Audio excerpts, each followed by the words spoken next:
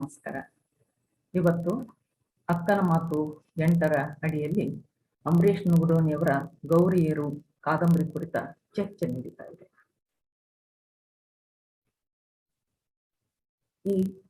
ಈ ಕಾರ್ಯಕ್ರಮದ ಘನ ಅಧ್ಯಕ್ಷತೆಯನ್ನು ವಹಿಸಿದಂತಹ ಕನ್ನಡ ವಿಶ್ವವಿದ್ಯಾಲಯದ ಗೌರವಾನ್ವಿತ ಕುಲಪತಿಗಳಾದಂತಹ ಡಾಕ್ಟರ್ ಸಚ್ಚಿ ರಮೇಶ್ ಅವರೇ, ಕನ್ನಡ ವಿಶ್ವವಿದ್ಯಾಲಯದ ಸನ್ಮಾನ್ಯ ಕುಲಸಚಿವರಾದಂತಹ ಡಾಕ್ಟರ್ ಸುಪರ್ಣ ರೈ ಅವರೇ, ನಮ್ಮ ವಿಭಾಗದ ಹಿರಿಯ ಪ್ರಾಧ್ಯಾಪಕರಾದಂತಹ ಡಾಕ್ಟರ್ ಶಿವಾನಂದ ಬೆರಕಮಠ ಅವರೇ, ಸಹಾಯಕ ಪ್ರಾಧ್ಯಾಪಕರಾಗಿರುವ ಡಾಕ್ಟರ್ ಯರಿಸ್ವಾಮಿ ಅವರೇ, ಇವತ್ತು ಉಪನ್ಯಾಸ ನೀಡಲಿರುವ ಸಬಿತಾ ಬನ್ನಾಡಿ ಅವರೇ, ರಾಜಲಕ್ಷ್ಮಿ ಕೋಡಿಬೆಟ್ಟ ಅವರೇ, ಹಾಗೂ ಆನ್ಲೈನ್ ಮೂಲಕ ಕಾರ್ಯಕ್ರಮ ವೀಕ್ಷಿಸುತ್ತಿರುವ ಎಲ್ಲ ಚಿಂತನಾಸಕ್ತರು, ಇವತ್ತಿನ ದಿನದಲ್ಲಿ ಅಂಬರೀಷ್ ನುಗುಡೋನಿ ಅವರ ಗೌರಿಯರು ಕಾದಂಬರಿ ಹೆಚ್ಚು ಚರ್ಚೆಗೆ ಒಳಗಾಗ್ತಾ ಇದೆ. ಮಹಿಳಾ ಅಧ್ಯಯನ ವಿಭಾಗದಿಂದ ಸ್ತ್ರೀವಾದಿ ಕಾದಂಬರಿ ಎಂದೇ ಗುರುತಿಸಿಕೊಂಡಂತಹ ಗೌರಿಯರು ಕಾದಂಬರಿಯ ಕುರಿತ ಒಂದು ಚರ್ಚೆಯನ್ನ ಏರ್ಪಡಿಸಿದ್ದೇವೆ. ಈ ಕಾದಂಬರಿ ವಿವಾಹ ಸಂಸ್ಥೆಯನ್ನ ಪ್ರಾಬ್ಲಮೆಟೈಸ್ ಮಾಡ್ತಾ ಹೋಗಿದೆ, ಕುಟುಂಬ ಸಂಸ್ಥೆಯನ್ನ ಪ್ರಾಬ್ಲಮೆಟೈಸ್ ಮಾಡ್ತಾ ಹೋಗಿದೆ. ಸಾಮಾನ್ಯವಾಗಿ ಕುಟುಂಬ ಆಗಿರಬಹುದು, ಮದುವೆಯಾಗಿರಬಹುದು, ಅದು ಹೆಣ್ಣು ಮಕ್ಕಳ ಹಕ್ಕುಗಳನ್ನ ಸಮಾಧಿಯಾಗಿಸಿದ ಮೇಲೆಯೇ ರಚನೆ ಪಡ್ತದೆ. ಮದುವೆಯಾದ ಕಾರಣದಿಂದಾಗಿ ಹೆಣ್ಣು ಮಗಳು ದೇಹದ ಮೇಲಿನ ಹಕ್ಕನ್ನ ಕಳೆದುಕೊಳ್ತಾಳೆ, ಅಥವಾ ಮದುವೆ ಮುಂಚೆಯೂ ಕೂಡ ಈ ಕುಟುಂಬದಲ್ಲಿ ಆಕೆ ತನ್ನ ದೇಹದ ಮೇಲಿನ ಹಕ್ಕು ಅಥವಾ ಭಾವನೆ ಮೇಲಿನ ಹಕ್ಕು, ಆಯ್ಕೆ ಸ್ವಾತಂತ್ರ್ಯದ ಹಕ್ಕು, ನಿರಾಕರಣೆ ಸ್ವಾತಂತ್ರ್ಯದ ಹಕ್ಕು, ಉದ್ಯೋಗದ ಹಕ್ಕು, ಓದಿನ ಹಕ್ಕು ಎಲ್ಲವೂ ಕೂಡ ಕುಟುಂಬವೇ ಅದನ್ನ ನಿರ್ಧರಿಸ್ತಾ ಇರ್ತದೆ. ಸೊ ಹೆಣ್ಣು ಮಕ್ಕಳು ಹಕ್ಕುಗಳತ್ತ ನಡೆಯುವುದಂದ್ರೆ ಕುಟುಂಬಗಳನ್ನ ವಿಘಟಿಸುವುದು ಅಂತ ನೋಡ್ಲಾಗ್ತಾ ಇದೆ. ಯಾವ ಹೆಣ್ಣು ಮಗಳು ಹಕ್ಕುಗಳನ್ನ ಚಲಾಯಿಸ್ತಾಳೋ ಬಹುಸಂಖ್ಯಾತರು ಅವರು ವಿಚ್ಛೇದನೆಗೆ ಒಳಗಾಗಿದ್ದಾರೆ. ಇದಕ್ಕೆ ನನ್ನ ಅನೇಕ ಸ್ನೇಹಿತರ ಬದುಕು ಕೂಡ ನನ್ನ ಕಣ್ಣೆದುರಿಗೆ ಇದೆ. ವಿವಾಹ ಸಂಸ್ಥೆ ಒಳಗಡೆ ಉಳಿಯುವುದೆಂದರೆ, ಕುಟುಂಬ ಸಂಸ್ಥೆ ಒಳಗಡೆ ಉಳಿಯುವುದೆಂದರೆ ಸಾಂಪ್ರದಾಯಿಕ ಒಂದು ಗ್ರಹಿಕೆಗಳನ್ನ ಗೌರವಿಸುವುದು. ಆ ಸಾಂಪ್ರದಾಯಿಕ ಗ್ರಹಿಕೆಗಳು ಎಂದೂ ಕೂಡ ಹೆಣ್ಣಿನ ಸ್ವಾಯತ್ತತೆಯನ್ನ, ಸ್ವಾತಂತ್ರ್ಯವನ್ನ, ಅಸ್ಮಿತೆಯನ್ನ ಅದು ಒಪ್ಕೊಳ್ಳಲ್ಲ. ಇಂತಹ ಒಂದು ಸಾಮಾಜಿಕ ವಾತಾವರಣದಲ್ಲಿ ಹೆಣ್ಣು ಮಕ್ಕಳ ಹಕ್ಕುಗಳನ್ನ ಕೇಂದ್ರಕ್ಕೆ ತಂದುಕೊಂಡು ಕುಟುಂಬವನ್ನ, ಸಮಾಜವನ್ನ ಮರಿಪರಿಶೀಲಿಸೋದು ಬಹಳ ಸೂಕ್ಷ್ಮ ಮತ್ತು ಸವಾಲಿನ ವಿಷಯ. ಬಹಳ ಬ್ಯಾಲೆನ್ಸ್ಡ್ ಆಗಿ ಅದನ್ನ ನಾವು ನಿರೂಪಣೆ ಮಾಡಬೇಕಾಗತ್ತೆ. ಅಂತಹ ಬ್ಯಾಲೆನ್ಸ್ಡ್ ಆಗಿ ನಿರೂಪಣೆಯನ್ನ ಈ ಕಾದಂಬರಿ ಮಾಡ್ತಾ ಹೋಗುತ್ತೆ. ಬಹಳ ದೊಡ್ಡ ಸಂಕೀರ್ಣ ಸವಾಲವನ್ನ ಗೌರಿಯರು ಕಾದಂಬರಿ ಬಹಳ ಜವಾಬ್ದಾರಿಯಿಂದ ಅದು ನಿಭಾಯಿಸಿದೆ ಅಂತ ಹೇಳ್ಬೋದು. 4 ತಲೆಮಾರಿನವರ ಸಂಕೀರ್ಣ ಜೀವನದ ಹದಗೊಂಡ ಕಥನದ ನೈಜೆ ಪ್ರಸ್ತುತ ಕಾದಂಬರಿಯನ್ನ ನಿರೂಪಿಸಿದೆ. ಅರಿವು ಪಡೆದುಕೊಂಡಂತಹ ಆಧುನಿಕ ಮಹಿಳೆಯರಾದಂತಹ ಶಿವಲೀಲಾ, ಅಕ್ಕಮ್ಮ, ಶ್ರೀದೇವಿಯರ ಮೂಲಕ ಮದುವೆ ಸಂಸ್ಥೆಯನ್ನ, ದಾಂಪತ್ಯ ನಿಷ್ಠೆಯನ್ನ ನಿಷ್ಠೂರ ವಿಮರ್ಶೆಗೆ ಒಳಪಡಿಸಿದರೆ, ಸದಾಶಿವಪ್ಪ, ಶಿವಲಿಂಗಪ್ಪ ಹಾಗೂ ಶಂಕರಲಿಂಗ ಇವರ ಮೂಲಕ ರೈತರ ಜೀವನದ ಸಂದಿಗ್ಧತೆಯನ್ನ ಹಾಗೂ ಸವಾಲನ್ನ ಬಹಳ ಸೂಕ್ಷ್ಮವಾಗಿ ಕಾದಂಬರಿ ನಿರೂಪಿಸ್ತಾ ಹೋಗ್ತದೆ. ಚಿನ್ನೂರಿನಲ್ಲಿ ಪಾರ್ವತಿ ಸದಾಶಿವಪ್ಪನವರ ಮನೆಯಲ್ಲಿ ನಡೆಯುವ ಗೌರಮ್ಮನ ನೋಪಿ ಪೂಜೆಯನ್ನ ನೆಪವಾಗಿಸಿಕೊಂಡು ಹೆಣ್ಣು ಮಕ್ಕಳ ಗೌರಿಯರ ಸಂಕಟದೊಳಗೂ ಅವರಲ್ಲಿ ಜೀವಂತವಾಗಿದ್ದಂತಹ ಆತ್ಮವಿಶ್ವಾಸವನ್ನ, ಘನತೆಯನ್ನ, ಬದುಕಿನ ಜಿಗುಟತನವನ್ನ ಕಾದಂಬರಿ ಹಿಡಿದಿದೆ.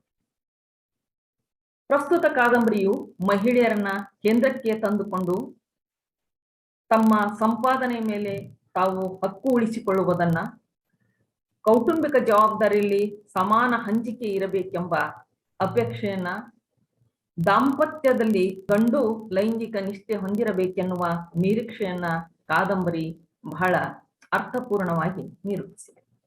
ಹಾಗೂ ತಾಯಿಯಾಗಲು ಮದುವೆ ಸಂಸ್ಥೆ ಅಗತ್ಯ ಇಲ್ಲ ಎನ್ನುವ ನಿಲುವನ್ನು ಕೂಡ ಈ ಕಾದಂಬರಿ ಮಾರ್ಮಿಕವಾಗಿ ಸೂಚಿಸುತ್ತದೆ. ಶಿವಲೀಲಾ, ಅಕ್ಕಮ್ಮ, ಶ್ರೀದೇವಿ ಈ 3 ಪಾತ್ರಗಳ ಮೂಲಕ ಕಾದಂಬರಿ ಮಹಿಳಾ ಹಕ್ಕುಗಳನ್ನ ಸಂರಕ್ಷಿಸಿ ಮದುವೆ ಮತ್ತು ಕುಟುಂಬ ಸಂಸ್ಥೆಗಳನ್ನ ಛಿದ್ರಗೊಳಿಸಿದಂತೆ ಮೇಲ್ನೋಟಕ್ಕೆ ಕಂಡುಬರ್ತದೆ. ಆದರೆ ಆಳದಲ್ಲಿ ಮದುವೆಯಾಗದೆ ತಾಯಿಯಾದ ಶ್ರೀದೇವಿಯನ್ನು, ಆಕೆಯ ಮಗನನ್ನು, ಬೇರೆ ಬೇರೆ ಕಾರಣಗಳಿಂದ ವಿಚ್ಛೇದನೆ ಪಡೆದುಕೊಂಡ 3 ಹೆಣ್ಣು ಮಕ್ಕಳನ್ನು ಸಂಪ್ರದಾಯಸ್ಥ ತಾಯಿ ತಂದೆಗಳಿಂದ ಸ್ವೀಕರಿಸುವ ಮೂಲಕ ಹೊಸ ನೈತಿಕ ಮೌಲ್ಯಗಳನ್ನು ಒಳಗೊಂಡಂತಹ ಆಧುನಿಕ ಕುಟುಂಬ ರಚನೆಯನ್ನ ಸಾಧ್ಯವಾಗಿಸ್ತದೆ ಹಾಗೂ ಅದನ್ನ ಮಾನ್ಯಗೊಳಿಸ್ತದೆ ಎನ್ನುವುದು ಈ ಕಾದಂಬರಿಯ ಹೆಚ್ಚುಗಾರಿಕೆಯಾಗಿ ನಿಲ್ತದೆ. ಪ್ರಸ್ತುತ ಕಾದಂಬರಿಯಲ್ಲಿ ತಂದೆ, ಗಂಡ, ತಾಳಿ ಎನ್ನುವ ಸಾಂಸ್ಕೃತಿಕ ಸಂಕೇತಾರ್ಥಗಳನ್ನ ಬಹಳ ಅರ್ಥಪೂರ್ಣವಾಗಿ ಬಂಧಿಸ್ತದೆ. ಅಂದ್ರೆ ಈ ಸಾಂಸ್ಕೃತಿಕ ಪರಿಕಲ್ಪನೆಯನ್ನ ಒಡೆಯುವಾಗಲೂ ಕೂಡ ಅದು ಹಕ್ಕುಗಳನ್ನ ಕೇಂದ್ರಕ್ಕೆ ತೆಗೆದುಕೊಳ್ತದೆ. ಸಂವಿಧಾನದ ನೆಲೆಯಲ್ಲಿರುವ ಸಮಾನತೆಯ ಒಂದು ತತ್ವವನ್ನ ಕೇಂದ್ರಕ್ಕೆ ತಂದುಕೊಂಡು ಬಹಳ ಅರ್ಥಪೂರ್ಣವಾಗಿ ತಂದೆ ಅಂದ್ರೆ ಹೆಜಮೋನಿಕ್ ಆಗಿ ಯಾವ ಪರಿಕಲ್ಪನೆಗಳು ಹೆಣ್ಣಿನ ಹಕ್ಕುಗಳನ್ನ ನಿರಾಕರಿಸ್ತವೋ ಆ ಪರಿಕಲ್ಪನೆಗಳನ್ನ ಅತ್ಯಂತ ಅರ್ಥಪೂರ್ಣವಾಗಿ ಎಲ್ಲರೂ ಅದನ್ನ ಹೌದು ಅಂತ ಒಪ್ಪಿಕೊಳ್ಳುವ ಹಾಗೆ, ಸಾಂಪ್ರದಾಯಿಕ ಮನಸ್ಸುಗಳು ಕೂಡ ಅದನ್ನು ಸ್ವೀಕರಿಸುವ ಹಾಗೆ ಬಹಳ ಚೆಂದಾಗಿ ಈ ತಂದೆ, ಗಂಡ, ತಾಳಿ ಅನ್ನುವ ಈ ಪ್ರಧಾನವಾಗಿ ಈ ಮಗು ಪರಿಕಲ್ಪನೆಯನ್ನ ಇಡೀ ಕಾದಂಬರಿ ಉದ್ದಕ್ಕೂ ಅದನ್ನ ಪ್ರಶ್ನಿಸ್ತಾ, ಮರುಶೋಧಿಸ್ತಾ, ಅದನ್ನ ಒಡಿತಾ ಅಲ್ಲಿ ಕಾದಂಬರಿ ಉದ್ದಕ್ಕೂ ಮಹಿಳೆಯ ಅಭಿವ್ಯಕ್ತಿ ಸ್ವಾತಂತ್ರ್ಯವನ್ನ, ಆಯ್ಕೆ ಸ್ವಾತಂತ್ರ್ಯವನ್ನ, ಜೀವನದ ಆಯ್ಕೆ ಸ್ವಾತಂತ್ರ್ಯವನ್ನ ಅಥವಾ ಅವಳ ಮದುವೆಯಾಗದೆ ಮಗುವನ್ನ ಹೊಂದುವ ಸ್ವಾತಂತ್ರ್ಯವನ್ನ ಎಲ್ಲವನ್ನೂ ಬಹಳ ಅರ್ಥಪೂರ್ಣವಾಗಿ ಕಾದಂಬರಿ ಹಿಡಿದಿರ್ತದೆ. ಈ ಬಂಜನ ಪ್ರಕ್ರಿಯೆ ಸಾಂಪ್ರದಾಯಿಕ ಸಂಸ್ಥೆಗಳನ್ನ ಮುರಿಯುವುದಕ್ಕೆ ಮಾತ್ರ ಸೀಮಿತಗೊಳ್ಳುವುದಿಲ್ಲ, ಅದು ಸಮನ್ವಯ ಸಮಾಜದ ನಿರ್ಮಾಣದೆಡೆಗೆ ಅದು ಸಾಕ್ತದೆ. ಸಾಮಾನ್ಯವಾಗಿ ಏನ್ ನೋಡ್ತದೆ ಅಂದ್ರೆ ಹೆಣ್ಣು ಮಕ್ಕಳ ಹಕ್ಕುಗಳನ್ನ ಪಡೆಯುವುದಂದ್ರೆ ಕುಟುಂಬಗಳನ್ನ ಮುರಿಯುವುದು, ಮದುವೆ ಸಂಸ್ಥೆಯನ್ನ ಮುರಿಯುವುದು ಅಂತ. ಹೀಗಾಗಿ ಅಂದ್ರೆ ಆ ಕುಟುಂಬಗಳು ಉಳಿಯಬೇಕೆಂದ್ರೆ, ಮದುವೆ ಸಂಸ್ಥೆಗಳು ಉಳಿಬೇಕೆಂದ್ರೆ ಈ ಅಧಿಕಾರದ ಆಳ್ವಿಕೆ ಅಲ್ಲಿ ನಿರಂತರವಾಗಿರಬೇಕು. ಗಂಡಿನ ಅಧಿಕಾರದ ಆಳ್ವಿಕೆ, ಆ ಸಂಕೇತಗಳು ನಿರಂತರವಾಗಿರಬೇಕು ಅಂತ ಅನ್ನೋದನ್ನ ಹೇಳ್ತಾರೆ. ಹೀಗಾಗಿ ಈ ಏನಿದೆಯಲ್ಲ, ಇಂಥ ಒಂದು ಸಂಸ್ಥೆಯನ್ನ ನಿರಾಕರಿಸ್ತಾನೆ. ಏಕಕಾಲದಲ್ಲಿ ಎಂಥ ಜೊತೆ ಅಥವಾ ಎಂತಹ ಒಂದು ಸಂಗಾತಿಗಳ ಒಂದು ನಿರ್ಮಾಣ, ಸಮಾಜ ಬದಲಾವಣೆಗೆ ಎಂಥ ಸಂಗಾತಿಗಳ ಒಂದು ಸಮನ್ವಯದ ಜೋಡಿಯ ಅಗತ್ಯ ಇದೆ ಅಂತ ಅನ್ನೋದನ್ನು ಕೂಡ ಈ ಕಾದಂಬರಿ ಅಲ್ಲಿ ಹೇಳ್ತಾ ಹೋಗುತ್ತೆ. ಆಮೇಲೆ ಗೌರಿ ಪೂಜೆಯ ನೆಪದಲ್ಲಿ ಭೂಮಿಯನ್ನ ನಂಬಿ ಬದುಕು ಮಾಡುವ ರೈತರ ಭಾವನೆಯನ್ನ, ಅವರ ಆತ್ಮಹತ್ಯೆ ಹಿಂದಿರುವ ಕಾರಣಗಳನ್ನ ಈ ಕಾದಂಬರಿ ಬಹಳ ಅತ್ಯಂತ ವಿವೇಕದಿಂದ ಪರಿಶೋಧಿಸ್ತದೆ. ಸಾಮಾನ್ಯವಾಗಿ ರೈತರ ಆತ್ಮಹತ್ಯೆಯನ್ನ ನೋಡಿದ್ರೆ ಅದಕ್ಕೆ ಅಂದ್ರೆ ರೈತರ ಆತ್ಮಹತ್ಯೆ ಅನ್ನೋ ಪರಿಭಾಷೆಯೇ ಅದು ಏನ್ ನೋಡುತ್ತೆ ಅಂದ್ರೆ ಅದು ಸರ್ಕಾರದ ಜವಾಬ್ದಾರಿಯನ್ನ, ಸಮಾಜದ ಜವಾಬ್ದಾರಿಯನ್ನ, ಅದು ಬಂಡವಾಳಶಾಹಿ ವ್ಯವಸ್ಥೆಗಳ ಒಂದು ದೌರ್ಜನ್ಯವನ್ನ ಅದು ನಿರಾಕರಿಸಿ ಅವರ ಹತ್ಯೆಗೆ ಅವರನ್ನೇ ಕಾರಣರಾಗಿಸ್ತಾ ಹೋಗುವ ಒಂದು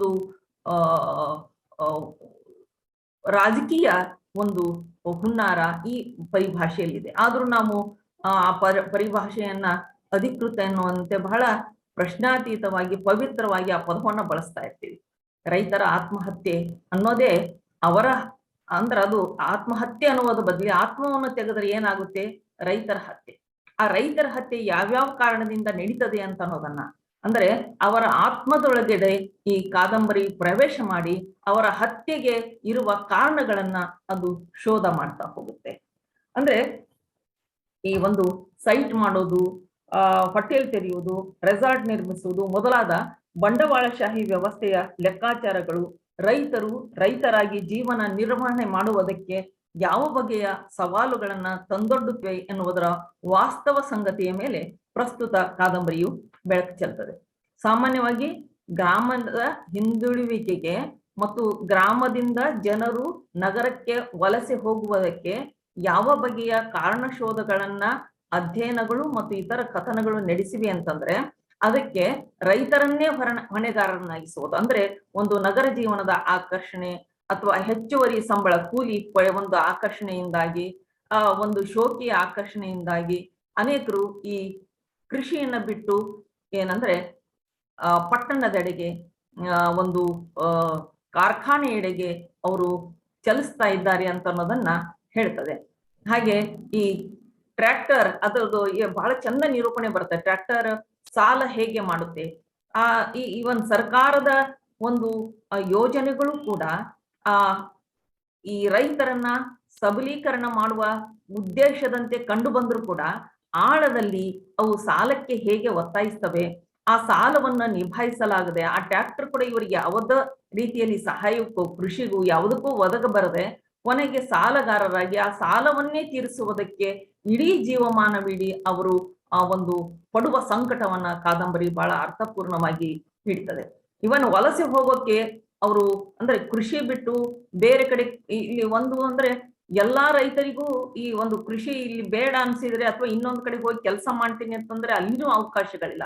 ಜಾತಿ ಒಂದು ರಚನೆಗಳು ಕೂಡ ಅಂದ್ರೆ ಇಲ್ಲಿ ಬೇರೆ ಪ್ರದೇಶಕ್ಕೆ ಅಂದ್ರೆ ಉನ್ನತ ಒಂದು ಆ ಗ್ರಾಮದಲ್ಲಿ ಉನ್ನತ ಒಂದು ಆರ್ಥಿಕ ಸ್ಥಾನಮಾನ ಪೂರ್ವದಲ್ಲಿ ಆ ಉನ್ನತ ಆರ್ಥಿಕ ಸ್ಥಾನಮಾನವನ್ನು ಹೊಂದಿದ್ದು ಜಾತಿ ನೆಲೆಯಲ್ಲಿ ಒಂದು ಅವರು ಒಂದು ಗೌರವದ ಸ್ಥಾನವನ್ನ ನಾನು ಇನ್ವರ್ಟೆಡ್ ಸಮಾಜದ ಸ್ಟ್ರಕ್ಚರ್ ನಲ್ಲಿ ಹೇಳ್ತಾ ಇರೋದು.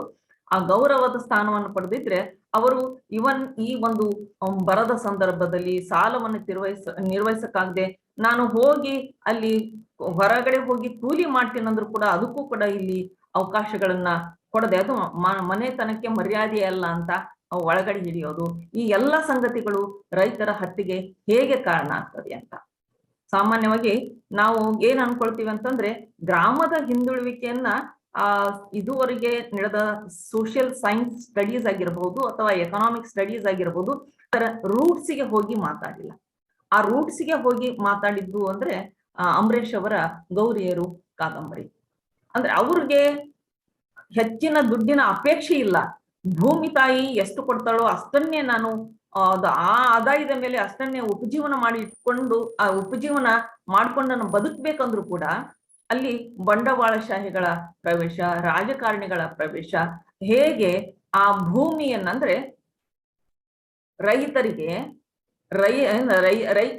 ರೈತ ಜೀವನ ನಡೆಸುವುದಕ್ಕೂ ಯಾವ ಬಗೆಯ ಸಂಕಟಗಳನ್ನ ಒಂದು ಸವಾಲುಗಳನ್ನ ಸಂದಿಗ್ಧತೆಯನ್ನ ಅಂದ್ರೆ ಈ ಒಂದು ರಾಜಕೀಯ ನಡೆಗಳು ಅಧಿಕಾರಿಶಾಹಿ ನಡೆಗಳು ಅಥವಾ ಬಂಡವಾಳಶಾಹಿ ನಡೆಗಳು ಅವು ಕಾರಣ ಆಗ್ತವೆ, ಅವರನ್ನ ದಮನ ಮಾಡ್ತವೆ ಅನ್ನೋದನ್ನ ಬಹಳ ಅರ್ಥಪೂರ್ಣವಾಗಿ ಕಾದಂಬರಿ ಹಿಡಿದಿಟ್ಟಿದೆ. ನನ್ನ ಪ್ರಕಾರ ಗ್ರಾಮದ ಹಿಂದುಳುವಿಕೆಗೆ ಮತ್ತು ರೈತರ ಒಂದು ಜೀವನವನ್ನ ಭಿನ್ನ ನೆಲೆಯಲ್ಲಿ ಅರ್ಥೈಸುವುದಕ್ಕೆ ಮತ್ತು ರೈತರ ಜೀವನವನ್ನ ರೈತರ ನೆಲೆಯಲ್ಲಿ ಗ್ರಾಮದ ನೆಲೆಯಲ್ಲಿ ಅರ್ಥೈಸುವ ಒಂದು ದಾರಿಯನ್ನ ಹೊಳವನ್ನ ಈ ಕಾದಂಬರಿ ನೀಡ್ತದೆ. ಅಲ್ಲಿ ಅಂದ್ರೆ ಇಡೀ ಒಂದು ವ್ಯವಸ್ಥೆ ಅವರಿಗೆ ಹೆಚ್ಚು ಆದಾಯ ತರುವ ಬಂಡವಾಳವನ್ನ ಮಾಡಿಕೊಳ್ಳುವ ಉದ್ದೇಶ ಇಲ್ಲದೆ ಇದ್ರೂ ಕೂಡ ಹಾದಿ ಹೋಗ್ತಕ್ಕಂತ ಜಮೀನಿಗೆ ಸಂಬಂಧ ಪಡದೇ ಇರತಕ್ಕಂತ ಜನ ಹಾದಿಯಲ್ಲಿ ಹೋಗ್ತಾನೆ. ಈ ಭೂಮಿ ತಿಂಗಳಿಗೆ ಎಷ್ಟು ರೋಡಲ್ಲಿ ಇರೋದ್ರಿಂದ ತಿಂಗಳಿಗೆ ಎಷ್ಟು ಆದಾಯನ ಮಾಡ್ಬೋದು, ಒಬ್ಬೊಬ್ಬ ರೈತ ಎಷ್ಟು ಪಡ್ಕೊಳ್ತಾನೆ, ಆತನಿಗೆ ವರ್ಷಕ್ಕೆ ಆದಾಯ ಎಷ್ಟು, ಅದ್ರ ಬದಲು ಒಂದು ತಿಂಗಳಲ್ಲೇ ಎಷ್ಟು ದುಡಿಬಹುದು ಅಂತ. ಅಂದ್ರೆ ಹಾದಿ ಅಂದ್ರೆ ಈ ಹಣ ಇದ್ದವರು ಬಲ ಇದ್ದವರು ಅಂತಹ ಒಂದು ಸಮೃದ್ಧ ಒಂದು ಭೂಮಿಯ ಹತ್ರ ಹಾದು ಹೋಗುವುದು ಕೂಡ ಯಾವ ಬಗೆಯ ಅಪಾಯಗಳನ್ನ ಯಾವ ಬಗೆಯ ಸಂಕಟಗಳನ್ನ ಆಯಾ ಕುಟುಂಬಗಳಿಗೆ ರೈತರ ಜೀವನಕ್ಕೆ ತರ್ತದೆ ಅಂತ ಅನ್ನೋದನ್ನು ಅದು ಹೇಳ್ತಾ ಹೋಗ್ತದೆ. ಅಂದ್ರೆ ಸ್ವತಃ ನಾವು ಸರ್ಕಾರದ ಯೋಜನೆಗಳನ್ನು ಮತ್ತೆ ಮರುಪರಿಶೀಲಿಸಬೇಕಾದ, ನಾವು ಪ್ರತಿ ಸರ್ಕಾರದ ಯೋಜನೆ ಬಹಳ ಬ್ಲೈಂಡ್ ಆಗಿ ನೋಡ್ತಾ ಇರ್ತೀವಿ, ಅದು ಅಭಿವೃದ್ಧಿಗೆ ಕಾರಣ ಆಗ್ತದೆ ಅಂತ. ಬಹುತೇಕ ಕೊಡುವ ಸಾಲಗಳು ಅಭಿವೃದ್ಧಿ ಅನ್ನುವ ಬದಲು ಅವರಿಗೆ ಮತ್ತಷ್ಟು ಸಂಕಟಕ್ಕೆ, ಇಕ್ಕಟ್ಟಿಗೆ ಈಡು ಮಾಡ್ತದೆ ಅಂತ ಅನ್ನೋದನ್ನ ಅರ್ಥಪೂರ್ಣವಾದಂತ ಶೋಧವನ್ನ ಈ ಕಾದಂಬರಿ ಮಾಡ್ತದೆ. ಗ್ರಾಮೀಣ ಒಂದು ನಮ್ಮ ರೈತರ ಬದುಕಿನ ಮೇಲೆ ಇಷ್ಟು ಫೋಕಸ್ಡ್ ಆಗಿ ಮತ್ತು ಬಹಳ ಸೆನ್ಸಿಬಲ್ ಆಗಿ ಅರ್ಥಪೂರ್ಣವಾದಂತ ಒಳವನ್ನ ನನಗೆ ಕಾದಂಬರಿ ನೋಡಿದ್ದು ಇದೇ ಮೊದಲು ಅಂತ ನಾನು ಹೇಳ್ತೇನೆ. ಹೀಗಾಗಿ ಈ ಕಾದಂಬರಿಗೆ ಒಂದು ವಿಶಿಷ್ಟತೆ ಇದೆ ಅಂತ ಹೇಳ್ಬೋದು. ಆಮೇಲೆ ಈ ಕಾದಂಬರಿಯ ಇನ್ನೊಂದು ಬಹಳ ದೊಡ್ಡ ವಿಶೇಷತೆ ಅಂದ್ರೆ, ಬದುಕು ಒಡ್ಡಿದ ಅತ್ಯಂತ ವಿಷಮ ಪರಿಸ್ಥಿತಿಯಲ್ಲಿಯೂ ಕೂಡ ಇಲ್ಲಿನ ಮುಖ್ಯ ಪಾತ್ರಗಳು ಆತ್ಮವಿಶ್ವಾಸವನ್ನ ಕಳೆದುಕೊಳ್ಳೋದಿಲ್ಲ. ತಾವು ನಂಬಿಕೆ ಇಟ್ಟ ಮೌಲ್ಯಗಳನ್ನ ಎಂಥದೇ ಕಠಿಣ ಸಂದರ್ಭದಲ್ಲಿಯೂ ಕೂಡ ಅವು ಬಿಟ್ಟು ಕೊಡುವುದಿಲ್ಲ. ಅವರವರ ಬಾಳ್ವೆಗೆ ಅವರವರೇ ಹೊಣೆ ಎನ್ನುವ ಸದಾಶಿವಪ್ಪನ ಬದುಕಿನ ಸಿದ್ಧಾಂತವು ಇಡೀ ಕಾದಂಬರಿಯನ್ನ ರೂಪಿಸಿದೆ ಹಾಗೂ ನಿಯಂತ್ರಿಸಿದೆ. ಇಡೀ ಕಾದಂಬರಿ ಉದ್ದಕ್ಕೂ ಆಗಾಗ ಒಂದು ಉಲ್ಲೇಖ ಆಗುವ ಮಾತು ಅಂದ್ರೆ, ಅವರವರ ಬಾಳ್ವೆಗೆ ಅವರವರೇ ಹೊಣೆ.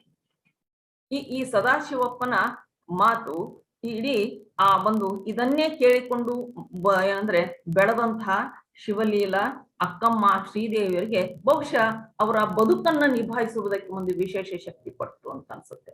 ಅವರಾರು ಅವರ ಅಪ್ಪನ ಬಳಿ ಬಂದು ಅಥವಾ ಅಮ್ಮನ ಬಳಿ ಬಂದು ನನಗೆ ಈ ಸಮಸ್ಯೆ ಇದೆ ಬಿಡುಗಡೆ ಕೊಡಿಸು ಅಂತ ಕೇಳಲ್ಲ.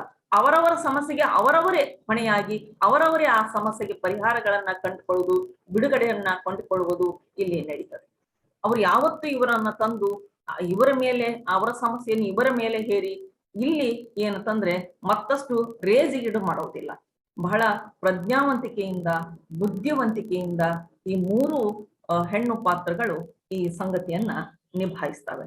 ಇವನ್ ಯಾರು ನಮ್ಮ ಶ್ರೀದೇವಿ ಮದುವೆಯಾಗದೆ ಲಿವ್ ಇನ್ ರಿಲೇಶನ್ಶಿಪ್ ನಲ್ಲಿ ಇರಬಹುದು, ಮಗುವನ್ನ ಪಡೆದಿದ್ದಿರಬಹುದು, ಬಹಳ ಒಂದು ರ್ಯಾಡಿಕಲ್ ಆದಂತಹ ಒಂದು ಬದಲಾವಣೆ. ಇವನ್ ಸಮಾಜ ಈಗಲೂ ಕೂಡ ಎಷ್ಟೇ ಆಧುನಿಕವಾಗಿದ್ರು ಕೂಡ ಅದನ್ನ ಅಕ್ಸೆಪ್ಟ್ ಮಾಡ್ಕೊಳಕ್ಕೆ, ಒಪ್ಕೊಳ್ಳಕ್ಕೆ ಕಷ್ಟ.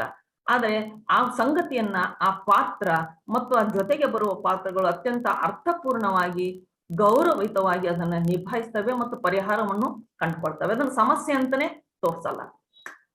ಅದನ್ನ ಸಮಸ್ಯೆ ಅಂತ ನಾನ್ ಅಂತ ಇರ್ಬೋದು, ಇಡೀ ಕಾದಂಬರಿ ಉದ್ದಕ್ಕೂ ಸಮಸ್ಯೆ ಅಲ್ಲ. ಆ ಬದುಕಿನಲ್ಲಿ ಎದುರುಗೊಂಡ ಈ ಸಂಕೀರ್ಣತೆಯನ್ನ ನಮ್ಮ ಶ್ರೀದೇವಿಯನ್ನು ಒಳಗೊಂಡಂತೆ ಆಕೆ ಅಕ್ಕ ತಂಗಿಯರು, ಆಕೆ ಪೇರೆಂಟ್ಸ್ ಹೇಗೆ ಬಿಡಿಸ್ತಾ ಹೋಗ್ತಾರೆ ಅನ್ನೋದೇ ಇಲ್ಲಿ ಬಹಳ ಅರ್ಥಪೂರ್ಣವಾದಂತಹ ಒಂದು ಹೆಣಿಗೆಯನ್ನ ಈ ಕಾದಂಬರಿ ಮಾಡಿದೆ ಅಂತ ಹೇಳ್ಬೋದು. ಪಾರ್ವತಿಯನ್ನು ಒಳಗೊಂಡಂತೆ ಶಿವಲೀಲಾ, ಅಕ್ಕಮ್ಮ, ಶ್ರೀದೇವಿ ಇವರಿಗೆ ಬದುಕನ್ನು ಎದುರಿಸುವುದಕ್ಕೆ, ಹಣೆ ಬರಹವನ್ನು ಬದಲಿಸುವುದಕ್ಕೆ ಬಹಳ ದೊಡ್ಡ ಶಕ್ತಿಯನ್ನ ಈ ಏನಂತಂದ್ರೆ ಈ ನಮ್ಮ ಸದಾಶಿವಪ್ಪನವರ ಅವರವರ ಬಾಳ್ವೆಗೆ ಅವರವರೇ ಹೊಣೆ ಎನ್ನುವ ಒಂದು ಸಿದ್ಧಾಂತ ಅವ್ರಿಗೆ ತುಂಬಿದೆ ಅಂತ ಹೇಳ್ಬೋದು. ಇರುವಿಕೆಯಿಂದ ಆಗುವಿಕೆಯಡೆಗೆ ಪಯಣಿಸುವುದಕ್ಕೆ ಒಂದು ಆತ್ಮವಿಶ್ವಾಸವನ್ನ ತುಂಬಿದೆ. ಇಡೀ ಕಾದಂಬರಿ ಉದ್ದಕ್ಕೂ ಎಲ್ಲ ಪಾತ್ರಗಳು ಇರುವಿಕೆಯಿಂದ ಆಗುವಿಕೆಯಡೆಗೆ ಚಲಿಸ್ತಾ ಹೋಗ್ತವೆ. ಹೀಗೆ ಇರುವಿಕೆಯಿಂದ ಆಗುವಿಕೆಯಡೆಗೆ ಚಲಿಸುವ ಈ ಪಯಣದಲ್ಲಿ ಒಂದು ಬಹಳ ದೊಡ್ಡ ಒಂದು ಏನಂದ್ರೆ ಪಲ್ಲಟ ನಡೀತಾ ಹೋಗ್ತದೆ. ಸಾಂಪ್ರದಾಯಿಕ ಗ್ರಹಿಕೆಗಳು, ವಿವಾಹದಂತ ಸಂಸ್ಥೆ ಗ್ರಹಿಕೆಯಲ್ಲಿ ಅಥವಾ ಒಂದು ಕುಟುಂಬದಂತ ಸಂಸ್ಥೆ ಗ್ರಹಿಕೆಯಲ್ಲಿ ಎಲ್ಲವನ್ನು ಬಹಳ ದೊಡ್ಡ ಪಲ್ಲಟಗಳನ್ನ ಅದು ಮಾಡ್ತಾ ಹೋಗುತ್ತೆ. ಆ ಪಲ್ಲಟಗಳನ್ನ ಏನಂತಂದ್ರೆ ಬಹಳ ಆತ್ಮೀಯವಾಗಿ ನಮಗೆ ಅದು ತಂದಿಡ್ತದೆ ಮತ್ತು ಒಪ್ಪಿಸ್ತದೆ. ಅಂದ್ರೆ ಇರುವಿಕೆಯಿಂದ ಆಗುವಿಕೆ ಅಡಿಗೆ ಚಲಿಸುವ ಪ್ರಯಾಣ ಏನಿದೆಯಲ್ಲ, ಬಹಳ ಏನಂತಂದ್ರೆ ಅದು ಪರಿಣಾಮಕಾರಿಯಾಗಿ, ಅಂದ್ರೆ ಇಡೀ ಇಲ್ಲಿ ಯಾವ ಪಾತ್ರವೂ ಕೂಡ ನಿಷ್ಕ್ರಿಯವಾಗಿಲ್ಲ. ಪ್ರತಿ ಪಾತ್ರವೂ ಕ್ರಿಯಾತ್ಮಕವಾಗಿದೆ, ಪ್ರತಿ ಪಾತ್ರವೂ ಪ್ರಜ್ಞೆಯನ್ನ ಒಳಗೊಂಡಿದೆ. ಆಮೇಲೆ ಆ ಪ್ರಜ್ಞೆ ಒಳಗಡೆ ತಮ್ಮ ಬದುಕನ್ನ ಅವು ಪರಿಶೀಲಿಸ್ತಾ ತಮ್ಮ ಬದುಕನ್ನ ತಾವೇ ಕಟ್ತಾ ಹೋಗ್ತದೆ. ಅಂದ್ರೆ ಸುತ್ತಲಿನ ಈ ಒಂದು ಏನಿದಲ್ಲ ಅದು ಸಮಾಜವನ್ನ ಅದು ಅವಲೋಕಿಸೋದಿಲ್ಲ, ಅಥವಾ ಸುತ್ತಲಿನ ಸಮಾಜ ಅಥವಾ ಕುಟುಂಬಗಳ ಬಗ್ಗೆ ಅದು ತಲೆ ಕೆಡಿಸ್ಕೊಳ್ಳೋದಿಲ್ಲ, ಸಂಬಂಧಗಳ ಬಗ್ಗೆ ತಲೆ ಕೆಡಿಸ್ಕೊಳ್ಳೋದಿಲ್ಲ. ನಾನೇನಾಗ್ಬೇಕು, ನನಗೇನ್ ಬೇಕು ಅನ್ನೋದು ಬಹಳ ಬಹಳ ಅದ್ರ ಬಗ್ಗೆ ಖಚಿತವಾಗಿದೆ. ಅತ್ಯಂತ ಪಕ್ಕಾ ಶ್ರೀವಾದಿ ನನಗೆ ಅನ್ಸಿದ್ದು ಇದರಲ್ಲಿ ಶ್ರೀದೇವಿ. ಅವಳು ಇಡೀ ನೋಡಿ ಇನ್ನೂ ಒಂದು ಹಂತಕ್ಕೆ ನಮ್ಮ ಯಾರು ಶಿವಲೀಲಾ, ಅಕ್ಕಮ್ಮ ವೈವಾಹಿಕ ಸಂಸ್ಥೆಗೆ ಒಂದು ಹಂತ ಅಂದ್ರೆ ಅವರು ಮದುವೆ ಆಗ್ತಾರೆ, ಒಂದು ಹಂತಕ್ಕೆ ಅಂದ್ರೆ ಆ ಗಂಡನನ್ನ ಬಿಟ್ಟರು ಕೂಡ ಮಗು ಅನ್ನೋ ಒಂದು ಒಂದು ಏನಂದ್ರೆ ಒಂದು ಪಾರ್ಷಿಯಲ್ ಒಂದು ಕುಟುಂಬದ ರಚನೆಯನ್ನ ಅವ್ರು ಒಪ್ಕೊಳ್ತಾರೆ ಅವ್ರಿಬ್ರು. ಆದ್ರೆ ಯಾರು ಶ್ರೀದೇವಿ ಆ ತರ ಒಪ್ಕೊಳ್ಳೋದೇ ಇಲ್ಲ. ರ್ಯಾಡಿಕಲ್ ಆದಂತಹ ಒಂದು ಬಹಳ ದೊಡ್ಡ ಪಾತ್ರ. ಆ ಪಾತ್ರವನ್ನ ನಿಭಾಯಿಸುವಲ್ಲಿ ಡಾಕ್ಟರ್ ಅಂಬರೀಷ್ ನುಗಡೋಣಿ ಅವರು ಬಹಳ ನನ್ನ ಪ್ರಕಾರ ಬಹಳ ಚಾಲೆಂಜ್ ಅನ್ನು ಎದುರಿಸಿದ್ದಾರೆ. ಯಾಕಂದ್ರೆ ಆ ಪಾತ್ರವೇ ಹಾಗೆ. ಹೆಣ್ಣು ಸಂಪೂರ್ಣ ಸ್ವತಂತ್ರಳಾದರೆ ಹೇಗ್ ಕಾಣ್ತಾಳೆ ಅಂತಂದ್ರೆ ಆ ಶ್ರೀದೇವಿ ತರ ಕಾಣ್ತಾರೆ. ಪರಲೋಕಕ್ಕೆ ಅವ್ರು ಹುಚ್ಚಿರ ತರ ಕಾಣ್ತಾರೆ, ಪರಲೋಕಕ್ಕೆ ಅವ್ರ ಅವಿವೇಕಿಗಳ ತರ ಕಾಣ್ತಾರೆ. But they are practicing their rights. ಅಂದ್ರೆ ಯಾರು ಸಂಬಂಧಗಳನ್ನ, ಕುಟುಂಬವನ್ನ, ಸಂಸ್ಥೆಯನ್ನ, ಸಮಾಜವನ್ನ ಲಕ್ಷಿಸದೆ ತಮ್ಮ ಒಂದು ಏನಿದೆಯಲ್ಲ ರೈಟ್ಸ್ ಅನ್ನೋದು ಪ್ರಾಕ್ಟೀಸ್ ಮಾಡ್ತಾ ಹೋಗ್ತಾರಲ್ಲ, ಹಾಗೆ ಪ್ರಾಕ್ಟೀಸ್ ಮಾಡುವವರು ಹೇಗೆ ಕಾಣ್ತಾರೆ ಅಂತ ಅನ್ನೋದಕ್ಕೆ ಶ್ರೀದೇವಿ ಸಾಕ್ಷಿ. ಬಹಳ ಚಾಲೆಂಜಿಂಗ್ ಆದಂತ ಪಾತ್ರ ಅದು. ಅದನ್ನು ಓದುವಾಗಲೂ ಕೂಡ ಆಕೆಯಂತೆ ಸ್ವೀಕರಿಸಲು ನಮಗೂ ಒಂದು ಸಂಸ್ಕಾರ ಬೇಕಾಗುತ್ತೆ. ಆ ಸಂಸ್ಕಾರ ಅಂದ್ರೆ ಬರಹಗಾರಿಗೆ ಸಂಸ್ಕಾರ ಅಷ್ಟೇ ಅಲ್ಲ, ನಮಗೂ ಒಂದು ಸಂಸ್ಕಾರ ಬೇಕಾಗುತ್ತೆ. ಬಹಳ ನನಗೆ ಅತ್ಯಂತ ಕಾಡಿದ ಪಾತ್ರ ಯಾವುದು ಅಂತಂದ್ರೆ ಶ್ರೀದೇವಿ. ಯಾರ ಹಂಗಿಗೂ ನಿಯಂತ್ರಣಕ್ಕೂ ಕಣ್ಣಿನ ಅಳತೆಗೂ ಅಥವಾ ಅವರ ಒಂದು ಅಪೇಕ್ಷೆಗೂ ಸಿಗದೆ ತನ್ನನ್ನ ತಾನು ಅವಳು ಏನಂತಂದ್ರೆ ರೂಪಿಸಿಕೊಳ್ತಾ ಅದಕ್ಕೆ ತನ್ನ ಎಲ್ಲವೂ ಒಂದು ಏನದ ಅದರ ಫಲಗಳಿಗೆ ಅವಳು ತಾನೊಬ್ಬಳೇ ಹೊಣೆಗಾರಳಾಗಿ ನಿಭಾಯಿಸ್ತಾ ಹೋಗ್ತಾಳೆ. ಇನ್ನೊಂದು ಈ ಕಾದಂಬರಿಯಲ್ಲಿ ಬರುವ ಒಂದು ಸಂಗತಿ ಅಂದ್ರೆ ಅತ್ಯಂತ ಸಾಂಪ್ರದಾಯಿಕ ಪಾತ್ರ ಪಾರ್ವತಿ, ಇವರ ತಾಯಿ, ಯಾರು ನಮ್ಮ ಶಿವಲೀಲಾ ಅಕ್ಕಮ್ಮ ಶ್ರೀದೇವಿಯ ತಾಯಿ. ಅತ್ಯಂತ ಸಾಂಪ್ರದಾಯಿಕ ಪಾತ್ರ. ಆ ಸಾಂಪ್ರದಾಯಿಕ ಪಾತ್ರವೂ ಕೂಡ ರ್ಯಾಡಿಕಲ್ ನಡೆಗೆಯನ್ನು ತಗೊಳ್ತದೆ. ಅಂದ್ರೆ ಮದುವೆ ಆಗದೆ ಏನಂದ್ರೆ ಒಂದು ಮಗುವನ್ನ ಪಡೆದಂತಹ ಮೊಮ್ಮಗನನ್ನ ಆತನ್ನ ಏನಂತಂದ್ರೆ ಆಕೆ ಒಂದು ಎತ್ಕೊಳ್ತಾಳೆ. ಆ ಮೊಮ್ಮಗನೊಂದಿಗೆ ಆಕೆ ಏನ್ ಮಾಡ್ತಾಳೆ ಅಂದ್ರೆ ಮೆಲ್ಲನೆ ಮನೆಯಿಂದ ಹೊರಗೆ ಕಾಲಿಟ್ಟಾಳೆ. ಮನೆ ಮಂದಿ ಹಿಂದಿಂದ ಬರುತ್ತಿದ್ದರು. ಎಷ್ಟು ದೊಡ್ಡ ಪಲ್ಲಟಗಳನ್ನ, ಎಷ್ಟು ಸೈಲೆಂಟ್ ಆಗಿ ಶಾಂತ ರೀತಿಯಿಂದ, ಯಾವ ಶಬ್ದವಿಲ್ಲದೆ, ಯಾವ ಅಲಂಕಾರವಿಲ್ಲದೆ ನಿಶ್ಶಬ್ದವಾಗಿ ಕಾದಂಬರಿ ಹಿಡಿತದೆ ಅಂತ ಅನ್ನೋದು ಇಲ್ಲಿ ಕೊನೆಯ ಎಂಡು. ನನಗೆ ಸುಮಾರು ಹೊತ್ತು ಈ ಒಂದು ಏನಿದೆಯಲ್ಲ ಆ ಎಂಡನ್ನ ಓದಿನೇ ಸುಮಾರು ಹೊತ್ತು ಕೂತ್ಕೊಂಡಿದ್ದೆ. ಎಷ್ಟು ದೊಡ್ಡ ಪಲ್ಲಟ. ನಾವೆಲ್ಲ ಚಳುವಳಿ ಅಂತ ಅನ್ನುವ ಸಂದರ್ಭದಲ್ಲಿ ಬಹಳ ಒಂದು ಏನಂತಂದ್ರೆ ಶಬ್ದಗಳಿಂದನ ಅದು ಏನಂದ್ರೆ ಶಬ್ದಗಳು ಹೇಗೆ ವಿಜೃಂಭಿಸ್ತಾವೆ ಅಂತಂದ್ರೆ ಆದ ಬದಲಾವಣೆಗಳನ್ನೂ ಕೂಡ ಗುರುತಿಸದಷ್ಟು ಶಬ್ದಗಳು ವಿಜೃಂಭಿಸ್ತಾರೆ. ಆದರೆ ಇಲ್ಲಿ ನಿಶ್ಶಬ್ದವಾಗಿ ಬಹಳ ದೊಡ್ಡ ಪಲ್ಲಟವನ್ನ, ಬಹಳ ದೊಡ್ಡ ಸಾಮಾಜಿಕ ಸಂಗತಿಯನ್ನ ಅಥವಾ ಸಾಮಾಜಿಕ ಒಂದು ಶಿಫ್ಟ್ ಅನ್ನ ಈ ಕಾದಂಬರಿ ತಂದು ಹಿಡಿತದೆ ಅಂತ ಹೇಳ್ಬೋದು. ಗೌರಿಯರ ನೋಪಿ ಪೂಜೆಯ ವಿಶಾಲ ದೈವಿಕ ಹಂದರದಲ್ಲಿ ಹೆಣ್ಣು ಮಕ್ಕಳ ವಿಚ್ಛೇದನ ಹಕ್ಕನ್ನು, ಮದುವೆಯಾಗದೆ ಸಂತಾನ ಪಡೆಯುವ ಹಕ್ಕನ್ನು, ಲಿವ್ ಇನ್ ರಿಲೇಶನ್ಶಿಪ್ನ ಆಯ್ಕೆ ಸ್ವಾತಂತ್ರ್ಯವನ್ನು ಮಾನ್ಯಗೊಳಿಸ್ತದೆ. ಆ ಸಾಂಪ್ರದಾಯಿಕ ಜೀವನ ಕ್ರಮವನ್ನು ಆಯ್ದುಕೊಂಡ ಹೆಣ್ಣು ಮಕ್ಕಳಿಗೆ ತಾಯಿ ತಂದೆಯರು ನೀಡುವ ನೈತಿಕ ಬೆಂಬಲವು ಬಹುದೊಡ್ಡ ಸಾಮಾಜಿಕ ಬದಲಾವಣೆಗೆ ಮುನ್ನಡಿ ಬರುತ್ತದೆ. ನಾವು ಯಾರು ಸಾಮಾಜಿಕ ಬದಲಾವಣೆ ಅಂದ ತಕ್ಷಣ ನಾವೆಲ್ಲ ಸಾಮಾಜಿಕ ಬದಲಾವಣೆ ಅಂದ್ರೆ ಜನ ಬದಲಾಗಿಲ್ಲ ಅಂತ ಹೇಳ್ತಿರ್ತೀವಿ.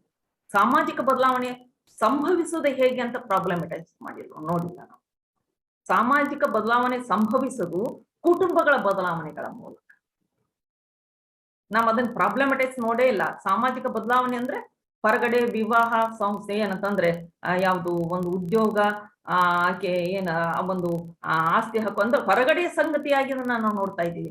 ಆ ಮೂಲಕ ಸಾಮಾಜಿಕ ಪಲ್ಲಟಗಳನ್ನ ಗುರುತಿಸುವ ಅಧ್ಯಯನಗಳಿದೆ. ಮತ್ತೆ ಇವನ್ ಫೆಮಿನಿಸ್ಟ್ಗಳು ಕೂಡ ಆ ನೆಲೆಯಲ್ಲಿ ನೋಡ್ತಾರೆ. ಹಾಗಲ್ಲ, ಅದು ಸಾಮಾಜಿಕ ಪಲ್ಲಟಗಳು ಸಂಭವಿಸದೆ ಕುಟುಂಬದ ಪಲ್ಲಟಗಳ ಮೂಲಕ, ಕುಟುಂಬಗಳು ತೆಗೆದುಕೊಳ್ಳುವ ಒಂದು ರ್ಯಾಡಿಕಲ್ ನಿರ್ಧಾರದ ಮೂಲಕ ಅದನ್ನ ಬಹಳ ಅರ್ಥಪೂರ್ಣವಾಗಿ ಈ ಕಾದಂಬರಿ ಹಿಡಿದಿಟ್ಟಿದೆ ಅಂತ ಹೇಳ್ಬೋದು. ಈ ನೆಲೆಯಲ್ಲಿ ಕುಟುಂಬದಲ್ಲಿ ಸಂಭವಿಸುವ ಪಲ್ಲಟಗಳೇ ಸಾಮಾಜಿಕ ಪರಿವರ್ತನೆಗೆ ಕಾರಣವಾಗ್ತವೆ ಎನ್ನುವ ಬಹಳ ದೊಡ್ಡ ತಾತ್ವಿಕತೆಯನ್ನ ಪ್ರಸ್ತುತ ಕಾದಂಬರಿಯು ಅತ್ಯಂತ ಪರಿಣಾಮಕಾರಿಯಾಗಿ ಹಿಡಿದಿಟ್ಟಿದೆ. ಇಂತಹ ಕಾದಂಬರಿಯ ಕುರಿತು ಇವತ್ತು ಇಬ್ಬರು ಗೆಳತಿಯರು ಉಪನ್ಯಾಸ ನೀಡಲಿದ್ದಾರೆ. ಗೆಳತಿ ಸಬಿತಾ ಬನ್ನಾಡಿ ಅವರು ನವ ಸಾಮಾಜಿಕತೆ ಮತ್ತು ಗೌರಿಯರು ಎನ್ನುವ ಒಂದು ಶೀರ್ಷಿಕೆಯಡಿಯಲ್ಲಿ ಗೌರಿಯರು ಕಾದಂಬರಿಯನ್ನ ಚರ್ಚೆ ಬೆಳೆಸಿದ್ದಾರೆ. ಹಾಗೆ ರಾಜಲಕ್ಷ್ಮಿ ಕೋಡಿಬೆಟ್ಟು ಅವರು ಆಧುನಿಕ ಗೌರಿಯರು ಮತ್ತು ಮಹಿಳಾ ಸ್ವಾತಂತ್ರ್ಯ ಎನ್ನುವ ವಿಷಯದ ಕುರಿತು ಮಾತನಾಡಲಿದ್ದಾರೆ. ನಮ್ಮ ಕಾದಂಬರಿಕಾರರಾದಂತಹ ಡಾಕ್ಟರ್ ಅಮರೇಶ್ ನುಗ್ಡೋನಿಯವರು ನಮ್ಮ ಜೊತೆಯೇ ಇದ್ದಾರೆ. ಈ ಕಾದಂಬರಿ ಕುರಿತು ಇವತ್ತು ವಿಶೇಷ ಉಪನ್ಯಾಸಗಳನ್ನ ಇಟ್ಕೊಂಡಿರೋದು ವೈಯಕ್ತಿಕವಾಗಿ ನನಗೆ ಬಹಳ ಸಂತೋಷ ತಂದಿದೆ. ಈ ಕಾರ್ಯಕ್ರಮಕ್ಕೆ ಅನುವು ಮಾಡಿಕೊಟ್ಟಂತಹ ಕನ್ನಡ ವಿಶ್ವವಿದ್ಯಾಲಯದ ನಮ್ಮ ಗೌರವಾನ್ವಿತ ಕುಲಪತಿಗಳಾದಂತಹ ಡಾಕ್ಟರ್ ಸಚ್ಚಿ ರಮೇಶ್ ಅವರಿಗೆ, ಹಾಗೆ ಸನ್ಮಾನ್ಯ ಕುಲಸಚಿವರಾದಂತಹ ಡಾಕ್ಟರ್ ಸುಬಣ್ಣ ರೈ ಸರ್ ಅವರಿಗೆ, ನನ್ನ ವಿಭಾಗದ ಎಲ್ಲ ಪ್ರಾಧ್ಯಾಪಕ ವೃಂದದವರಿಗೆ ಹಾಗೂ ಎಲ್ಲ ವಿದ್ಯಾರ್ಥಿಗಳಿಗೆ, ಆನ್ಲೈನ್ ಎಲ್ಲ ಆಸಕ್ತಿಗೆ ಹಾಗೂ ಉಪನ್ಯಾಸ ನೀಡಲಿರುವ ನನ್ನ ಇಬ್ಬರು ಗೆಳತಿಯರಿಗೆ ಮತ್ತೊಮ್ಮೆ ಸ್ವಾಗತ ನನ್ನ ಮಾತುಗಳನ್ನ ಮುಗಿಸ್ತೀನಿ. ಈಗ ಸಬಿತಾ ಬನ್ನಾಡಿಯವರು ನವ ಸಾಮಾಜಿಕತೆ ಮತ್ತು ಗೌರಿಯರು ಎನ್ನುವ ವಿಷಯದ ಕುರಿತು ಮಾತನಾಡ.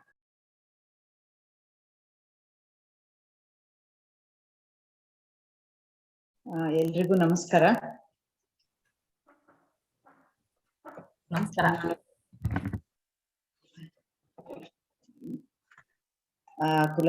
ಕುಲಪತಿಗಳಿಗೆ, ಕುಲ ಸಚಿವರಿಗೆ, ಅಂಬರೀಷ್ಗೆ, ಶೈಲಜಾ, ರಾಜಲಕ್ಷ್ಮಿ, ಇನ್ನು ಯಾರ್ಯಾರಿದ್ದಾರೆ ನಾನು ನೋಡಿಲ್ಲ, ಎಲ್ರಿಗೂ ನಮಸ್ಕಾರ ಹೇಳ್ತೀನಿ. ಈ ಕಾದಂಬರಿನ ನಾನು ಕೇಳಿಸ್ತಾ ಇದೆ ಅಲ್ಲ? ಕೇಳಿಸ್ತಾ ಇದೆ. ಈ ಕಾದಂಬರಿಯನ್ನ ನಾನು ಪ್ರಕಟಣಾ ಪೂರ್ವದಲ್ಲೇ ಓದಿದ್ದೆ. ಈಗ ನಿನ್ನೆ ಶೈಲಜಾ ಅವರು ಹೇಳಿದಾಗ ಮತ್ತೊಂದು ಸಲ ಕಣ್ಣಾಡಿಸಿದೆ. ಸಾಧಾರಣವಾಗಿ ನನಗೆ ನೆನಪಿನ ಶಕ್ತಿ ಸ್ವಲ್ಪ ಕಡಿಮೆನೆ, ಹಾಗಾಗಿ ನಾನು ಯಾವುದೇ ಮಾತಾಡೋದಕ್ಕೆ ಪುನಃ ಓದ್ಕೊಂಡೇ ಬರ್ಬೇಕಾಗತ್ತೆ ನಾನು. ಅದರಿಂದ ನಾನು ಹೇಳ್ತಿದ್ದೀನಿ ಕಣ್ಣಾಡಿಸಿದೆ ಅಂತ. ಹೆಚ್ಚು ದಿನ ಆಗದೆ ಇರೋದ್ರಿಂದ ಡೀಟೇಲ್ಸ್ ಪರವಾಗಿಲ್ಲ, ನೆನಪಿರುತ್ತೆ. ಈ ನವ ಸಾಮಾಜಿಕತೆ ಮತ್ತು ಗೌರಿಯರು ಅಂತ ಈ ಮಾತಾಡುವ ಪೂರ್ವದಲ್ಲಿ ಈ ಕಾದಂಬರಿ ಹೆಣ್ಣು ಮತ್ತು ಭೂಮಿ ಎರಡೂ ಕೂಡ ಅನ್ಯರ ಕೈಯ ದಾಳವಾದ ಒಂದು ಸ್ಥಿತಿ ಮತ್ತು ಅದರ ಬಿಡುಗಡೆಯ ಸಾಧ್ಯತೆ ಎರಡನ್ನೂ ಕುರಿತು ಯೋಚಿಸುತ್ತೆ. ಇಲ್ಲಿ ಎರಡೂ ಒಟ್ಟೊಟ್ಟಿಗೆ ಸಾಗತ್ತೆ ಈ ಕಾದಂಬರಿಯಲ್ಲಿ ಕಥೆ. ಆದ್ರೆ ನಮ್ಮ ಗಮನ ಹೆಚ್ಚು ಗೌರಿಯರ ಮೇಲೆ ಹೋಗುತ್ತೆ, 3 ಜನ ನಾಯಕಿಯರ ಮೇಲೆ ಹೋಗುತ್ತೆ. ಆದ್ರೆ ಅದೇ ಸಂದರ್ಭದಲ್ಲಿ ಸಮಸಮವಾಗಿ ಆ ಭೂಮಿಯನ್ನ ಹೇಗೆ ನಿರೂಪಿಸಲಾಗ್ತಾ ಇದೆ ಇವತ್ತು ಅಂದ್ರೆ, ಹೆಚ್ಚು ಕಡಿಮೆ 90ರ ದಶಕದ ನಂತರದಲ್ಲಿ ಆದಂತಹ ದೊಡ್ಡ ಪಲ್ಲಟ ಇದೆಯಲ್ಲ, ಜಾಗತೀಕರಣದ ಕಾರಣದಿಂದ ಆದ ಪಲ್ಲಟ ಇದೆಯಲ್ಲ, ಆ ಪಲ್ಲಟದ ಫಲ ಅಥವಾ ಅದರ ಪರಿಣಾಮ, ಫಲಕ್ಕಿಂತ ಹೆಚ್ಚು ಪರಿಣಾಮವನ್ನ ಕಾಣ್ತಾ ಇರೋದು ಸದ್ಯ ಈಗ ನಾವು. ಮೇಡಮ್, ನಿಮ್ಮ ಒಂದ್ ಸ್ವಲ್ಪ ವಿಡಿಯೋದಲ್ಲಿ ಕಾಣಿಸ್ತಾ ಇಲ್ಲ, ಸ್ವಲ್ಪ ಬನ್ನಿ. ಸಾರಿ, ಕಾಣಿಸ್ತಾ ಇಲ್ವಾ? ನನಗೆ ಗೊತ್ತಾಗ್ತಿಲ್ಲ ಅದು. ನನ್ನ ಇದ್ರಲ್ಲಿ ಕಾಣಿಸ್ತಾ ಇದೆ. ಓಕೆ. ಹಾ, ಆ ಪರಿಣಾಮಗಳನ್ನ ನಾವು ಇವತ್ತು ಕಾಣ್ತಾ ಇದ್ದೀವಿ, ಬಹಳ ಮುಂದೆ ಬಂದ್ಬಿಟ್ಟಿದೀವಿ. ಅಂದ್ರೆ ಈ ಹೆಣ್ಣು ಮತ್ತು ಭೂಮಿ ಎರಡೂ ಈ ಕ್ಷಣಕ್ಕೂ ಕೂಡ ತೋರಿ ಉಂಬುವ ಲಾಭವೇ.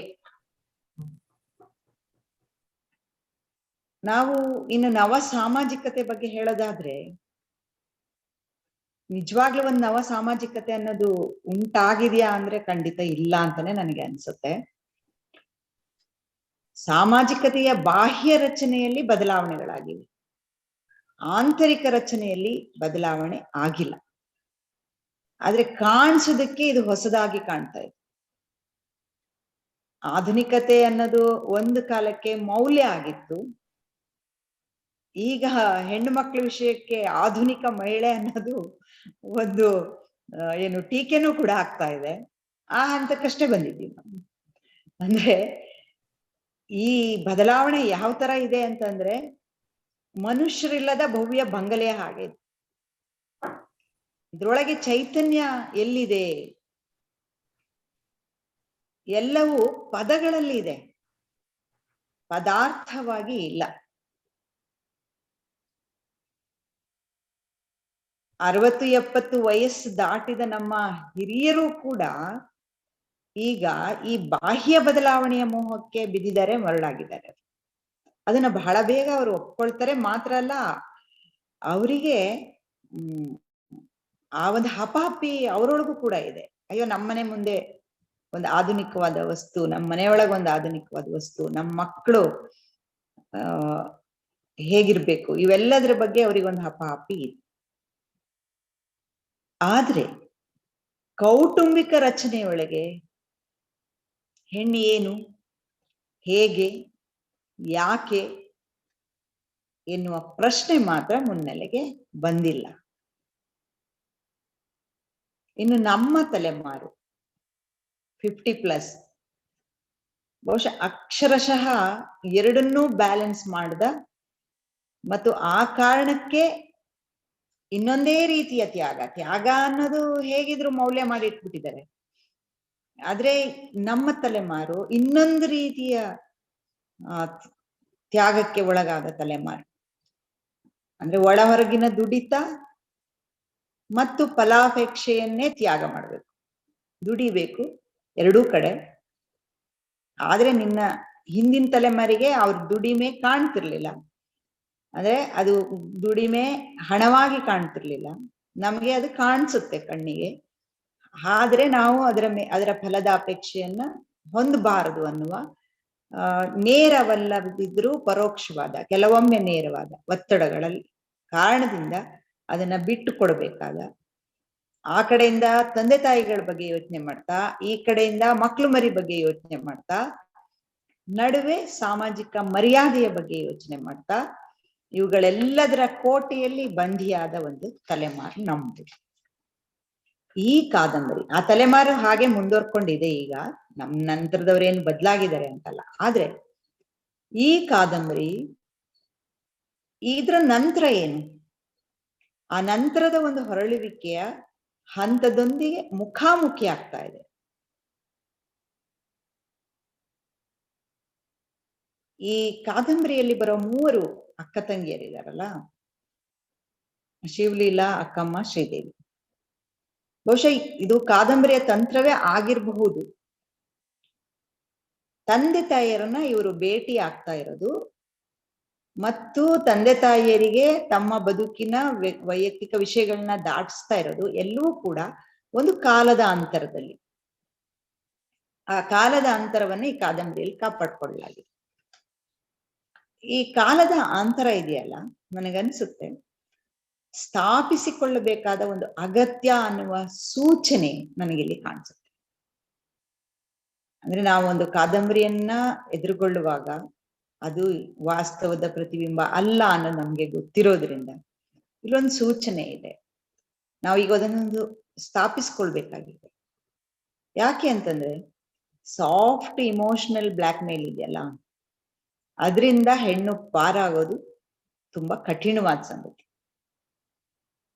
ಒಂದ್ ರೀತಿಯಲ್ಲಿ ಜೈವಿಕವಾಗಿಯೇ ಹೆಣ್ಣು ಒಳಗೊಳ್ಳುವವಳು, ಗಂಡು ಹೊರಗೆ ನಡೆಯುವವನು. ಮತ್ತು ಇದನ್ನ ಸಾಮಾಜಿಕ ಮೌಲ್ಯವಾಗಿ ಸ್ಥಾಪಿಸಿರುವ ಪರಿಸರದಲ್ಲಿ ಅವನು ಬೆಳೀತಾ ಇದ್ದಾನೆ, ಅದನ್ನ ಆವಾಹಿಸ್ಕೊಂಡಿದ್ದಾನೆ ಗಂಡು.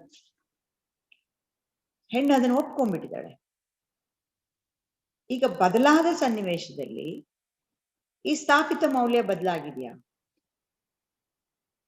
ಖಂಡಿತ ಇಲ್ಲ. ನಮ್ಮ ನವ ತಾಂತ್ರಿಕತೆ ಆಗ್ಲಿ, ನಮ್ಮ ನವ ಮಾಧ್ಯಮಗಳಾಗ್ಲಿ ಯಾವುದೂ ಕೂಡ ಬದಲಾಗಿಲ್ಲ. ಇದನ್ನೇ ಅವರು ಬೇರೆ ಬೇರೆ ಬಣ್ಣಗಳಲ್ಲಿ ಕಟ್ಕೊಡ್ತಾ ಇದ್ದಾರೆ. ಈ ಹಳೆಯ ಗಂಡಿಗೆ ಒಂದು ಎಜುಕೇಶನ್ ಸರಿಯಾದ ರೀತಿಯಲ್ಲಿ ಇಲ್ಲ ಅಂತ ನಾನು ಹೇಳ್ತೀನಿ. ಒಬ್ಬ ಕುಟುಂಬಿಯಾಗಿ ಗಂಡಿಗೆ ಸಿಕ್ಕಬೇಕಾದ ಎಜುಕೇಶನ್ ಸಿಕ್ಕಿದ್ಯಾ? ಹೆಣ್ಣಿಗೆ ಕೊಟ್ಟಿದ್ದಾರೆ ಎಜುಕೇಶನ್ ಯಾವ ರೀತಿ ಅಂತ ಹೇಳಿದ್ರೆ, ಎಲ್ಲವನ್ನ ನೀನ್ ತ್ಯಾಗ ಮಾಡುವಂತ, ಬಾಯಿ ಮುಚ್ಕೊಂಡಿರು, ಮೌನಿಯಾಗಿರು, ಒಪ್ಕೋ. ಆದ್ರೆ ಗಂಡಿಗೆ ಏನ್ ಎಜುಕೇಶನ್ ಇದೆ ಅಂದ್ರೆ, ಅವನಿಗೆ ನೀನೀಗಿರೋದೇ ಸರಿ ಇದೆ ಅಂತ ನೀನು ಹಕ್ಕು ಸ್ಥಾಪಿಸುವವನು ಅಷ್ಟೇ. ಎಜುಕೇಶನ್ ಅವಶ್ಯಕತೆನೇ ಇಲ್ಲ ಅಂತ ತಿಳ್ಕೊಂಡಿದೆ ಈ ಸಮಾಜ. ನಮ್ಮ ಈ ಮಾಧ್ಯಮಗಳು ಹಾಗೆ ಮಾಡ್ತಾ ಇದ್ದಾರೆ. ಬಣ್ಣ ಬದಲಾಗಿದೆ, ಹೊರಗಿನ ಬಣ್ಣ, ತಳುಕು ಬೆಳಕು ಬದಲಾಗಿದೆ. ಅಂದ್ರೆ ಸ್ವತಃ ಈ ರಚನೆಯೊಳಗೆ ಇರುವ ತೊಡಕುಗಳನ್ನ ನಾವು ಪರಿಶೀಲಿಸ್ತಾ ಇಲ್ಲ, ಅಥವಾ ಅದು ಪರಿಶೀಲಿಸಬೇಕಾಗಿರೋದು ಒಂದು ತುರ್ತು ಅಂತ ನಾವು ಅಂದ್ಕೊಳ್ತಾ ಇಲ್ಲ. ಅದಿನ್ನೂ ನಮಗೆ ಅರಿವಾಗ್ತಿಲ್ವೋ ಅಥವಾ ಅರಿವಿನ ಅವಶ್ಯಕತೆ ಇಲ್ಲ ಎಂದು ತಿಳ್ಕೊಳ್ಳಾಗಿದೆಯೋ ನೋಡ್ಬೇಕಾಗಿದೆ. ಯಾಕೆ ಅಂದ್ರೆ ನೋಡಿ, ಇತ್ತೀಚೆಗೆ ಸಚಿವರು ಒಬ್ರು ತಮ್ಮ ಆಳಲು ತೋಡ್ಕೊಂಡು ಉದಾತ್ತವಾದ ಭಾರತೀಯ ಕುಟುಂಬದಲ್ಲಿ ಒಂದು ಶಮನಕಾರಕ ಗುಣಲಕ್ಷಣ ಇತ್ತು, ಆದ್ರೆ ಆಧುನಿಕ ಭಾರತದ ಮಹಿಳೆಯರು ಈಗ ವಿವಾಹ ನಿರಾಕರಿಸ್ತಾ ಇದ್ದಾರೆ, ಮಕ್ಕಳನ್ನ ಹೆರುವುದನ್ನ ನಿರಾಕರಿಸ್ತಾ ಇದ್ದಾರೆ, ಅಥವಾ ಬಾಡಿಗೆ ತಾಯಿಯರಾಗ್ತಾ ಇದ್ದಾರೆ. ಇದೆಲ್ಲ ತುಂಬಾ ದುರಂತದ ಸಂಗತಿ ಅಂತ ಹೇಳಿ ಈ ಕುರಿತು ಜಾನಕಿ ನಾಯರ್ ಅವರು ಹಿಂದೂ ಪತ್ರಿಕೆಯಲ್ಲಿ ಬರೆಯುವಾಗ ಅವ್ರು ಹೇಳ್ತಾರೆ, ಈ ಹೇಳಿಕೆಯನ್ನು ಯಾವ ಆಧಾರದ ಮೇಲೆ ಮಾಡಲಾಗಿದೆ? ಇವರು ಯಾವ್ದಾದ್ರೂ ಸಮೀಕ್ಷೆಗಳನ್ನ ಆಧರಿಸ್ಕೊಂಡು ಈ ಹೇಳಿಕೆ ಕೊಡ್ತಾ ಇದ್ದಾರ? ಕುಟುಂಬ ಆರೋಗ್ಯ ಸಮೀಕ್ಷೆಯನ್ನ ನೋಡಿದಾರ ಅಥವಾ ಸ್ಥಳೀಯ ಪ್ರಾದೇಶಿಕ ಸಮೀಕ್ಷೆಗಳನ್ನ ಅವಲಂಬಿಸಿದೆಯಾ ಈ ಮಾತು